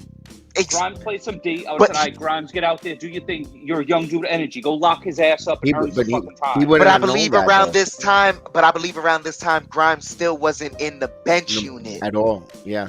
He didn't even experiment with Grimes until we got hit with COVID badly. Yeah. COVID actually was a blessing. So who's guarding him? I don't remember. Kemba. It was Kemba. And then he got hot. From the Bronx, baby. Look, and then he got hot, so then Derrick Rose had to check him. But he's already hot, so it didn't matter who was guarding him. But you started it off by letting Kemba check him. Now, I like to say everyone has a career night, but I don't believe that because everyone has a career night in the Garden. Everyone! The next game against the Orlando Magic, do we lose that one? Is that the next game? I don't even know who's next. No, that was a game on the 17th of November. You remember that one when they went big on us, right? That was the Cleveland Cavaliers game? No. Against the Magic. When they had Wendell Carter and Mo Bamba consistently out on the court against us. Yeah, they had. And what we decided to not do was go small and try and run their doofy asses out of the court. Right. And that's when I started saying we have a problem with the team we need to address. We need height. We need height on this team, and I've been saying that since the beginning there. Wizards beats the Nets by 1. Yeah, but all right. So by we 14. need height, but we also wait. Oh, What happened? What did you say, Kev? Who won? no, Wizards just beat reading. the Nets by 14. Oh, 2 trash ass teams. And But I'm asking, do we We're the lose trash. that team? Do you remember the game against the Hornets where Kemba goes off? yeah, That's what we call Christmas, the 23rd. Mm-hmm. Do you guys remember the game against the Wizards where Kemba had 44 points? Oh no, that was the one. But Christmas. Yeah, that was the one. Yeah. That's the he one. went crazy. That was Y'all on the remember 23rd. against the Kemba's Nuggets where useful. y'all remember against the Nuggets at the Garden where we was getting blown out? Yeah. That And was he still put the starting lineup back in there? Mm-hmm. See, I don't remember this as well as you. You got a memory of like an elephant, boy. Brother, I remember these. I was actually at work trying to rush home to listen to the game. I'm on the radio and I'm on the train trying to get the service right. And then I'm hearing, oh, the Knicks are competing in the first quarter. I'm like, yeah. Stop. Boom. I'm hearing that. Right under the tunnel. I'm getting from Manhattan to Brooklyn. I can't hear anything. I'm sitting there. I'm like, damn, what's going on? Come back. Blowout in the second quarter. I'm like, oh my God. Yeah. This is an embarrassment. This is the worst loss of the season. That little other We're game, did gonna I keep topping know. the worst loss. I don't think we've got our worst loss yet because And then the Knicks always find a way to get yeah. worse. and we competed against Milwaukee when Quentin Grimes had 23 points. You know, he balled out. He was phenomenal, and Mhm. that's when he got COVID the following day. And it's just hopefully I don't know. Let's get a few more minutes before we wrap up here our rants and Ray and dislike. We'll be of this. mad all night. Yeah, you're right. Or We could be. I gotta wake up at 4:30. I beat you by a half hour, my friend. Oh, good for you. No, because I got to get up an half hour earlier. Well, they won't. You know what? This freaking team won't surprise me. They come out and they beat the Miami Heat, and they'll They're gonna tease beat us. someone they should. And then they'll tease us and win 7 out of the first 10 games off this freaking break, and we're like, don't say that, Kev. Ooh, Because then we won't make changes. I'm excited, and that's what gonna happen. I got the Because, 76ers game. I'll see Harden's fat ass. They're gonna struggle too. They're 76ers. They're gonna struggle too. Trust me, they're gonna struggle. I just want to see Joel Embiid versus Ben Simmons because I know Joel Embiid is going to talk some trash to him. And you know what's that'll gonna be fun. You know what's gonna suck? That we're gonna have to play the freaking Brooklyn Nets 10-9 playing game. We ain't getting no playing game, bro. No, watch. Okay. You're the I most don't- optimistic fan. I wish I had your spirit. I don't look. But Here's you're the thing. Like wrong. I'm at this Come on, point, man. bro. 19. I got- salute comment. Salute. Salute. Man. I don't know. I have like everything's up in the air right now because it's all about how they come out of this break. If they decide to do like just playing the young guys a lot more, from that point, I'm like the results of the season doesn't matter to me. I'm just gonna watch every game, just watching and seeing what the young guys can provide to the team. I'm telling you. From there, we can talk about the future. But if it's still the same stuff out of this break, If they, what go do with, if they go with the young guys, they're gonna make the play. I'm telling you. The worst thing that can happen to us is we make the play-in. But they're No, gonna but do if it. we But make- if you make it with the young guys, no, playing if the you young make guys it off the backs of the young guys is and a you good let thing. them get that Because experience, you got the value that's off a of those good thing. kids, Russ. because then from there you can build off of them.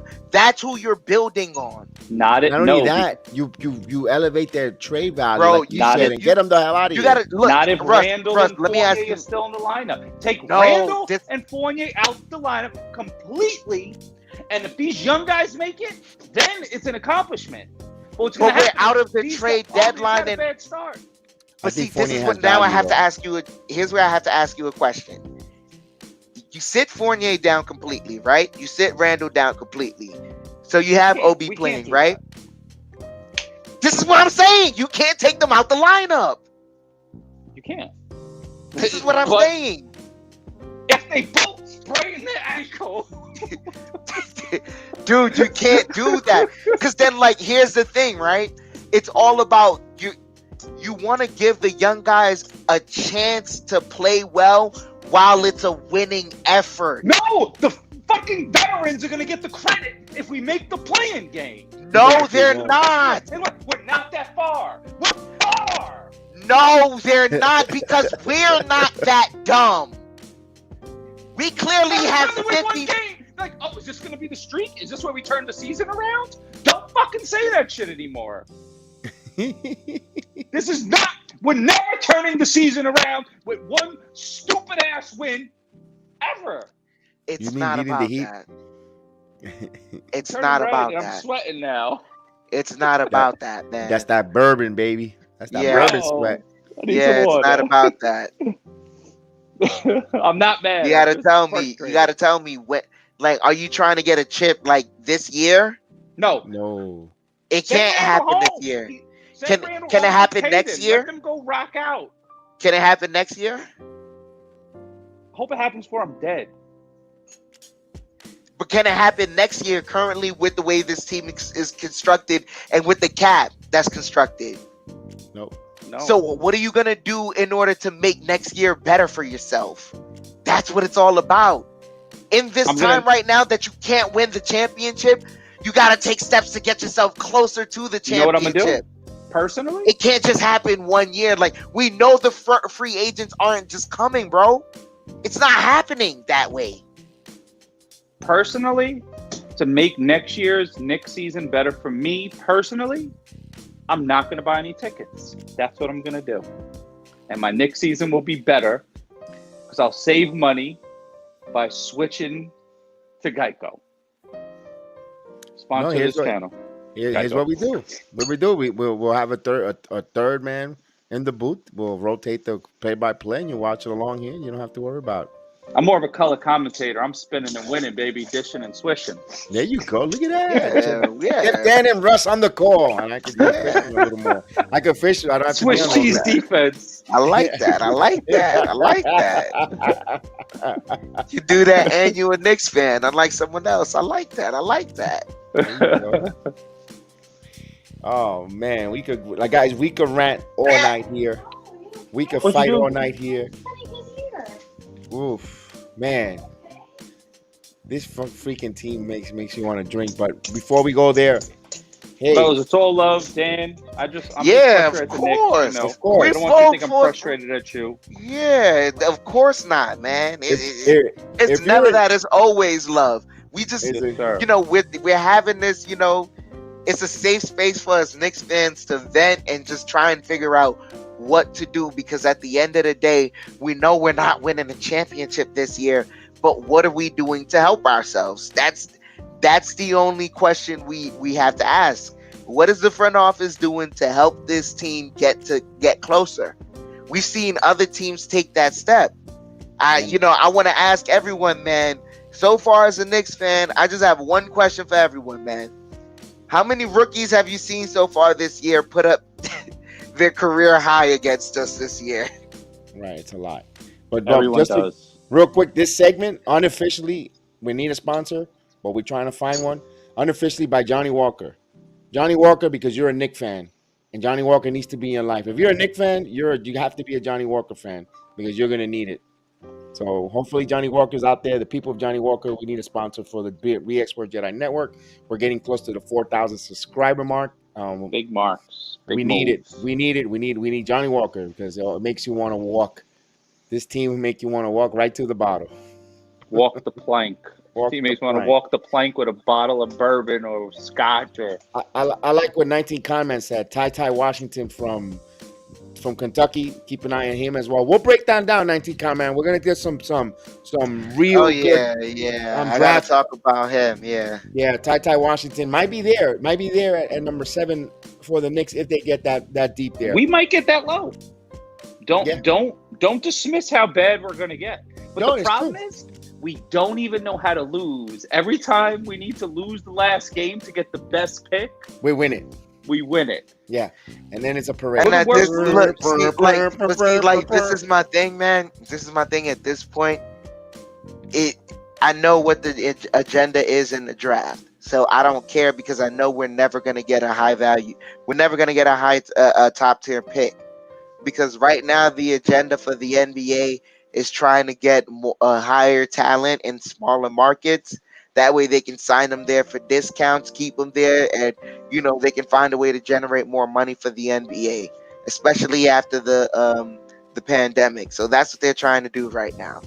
The Knicks will never get a high lottery pick. I saw that from no man. I saw that from the night that they gave the number 1 pick to the New Orleans Pelicans. Like out of any team.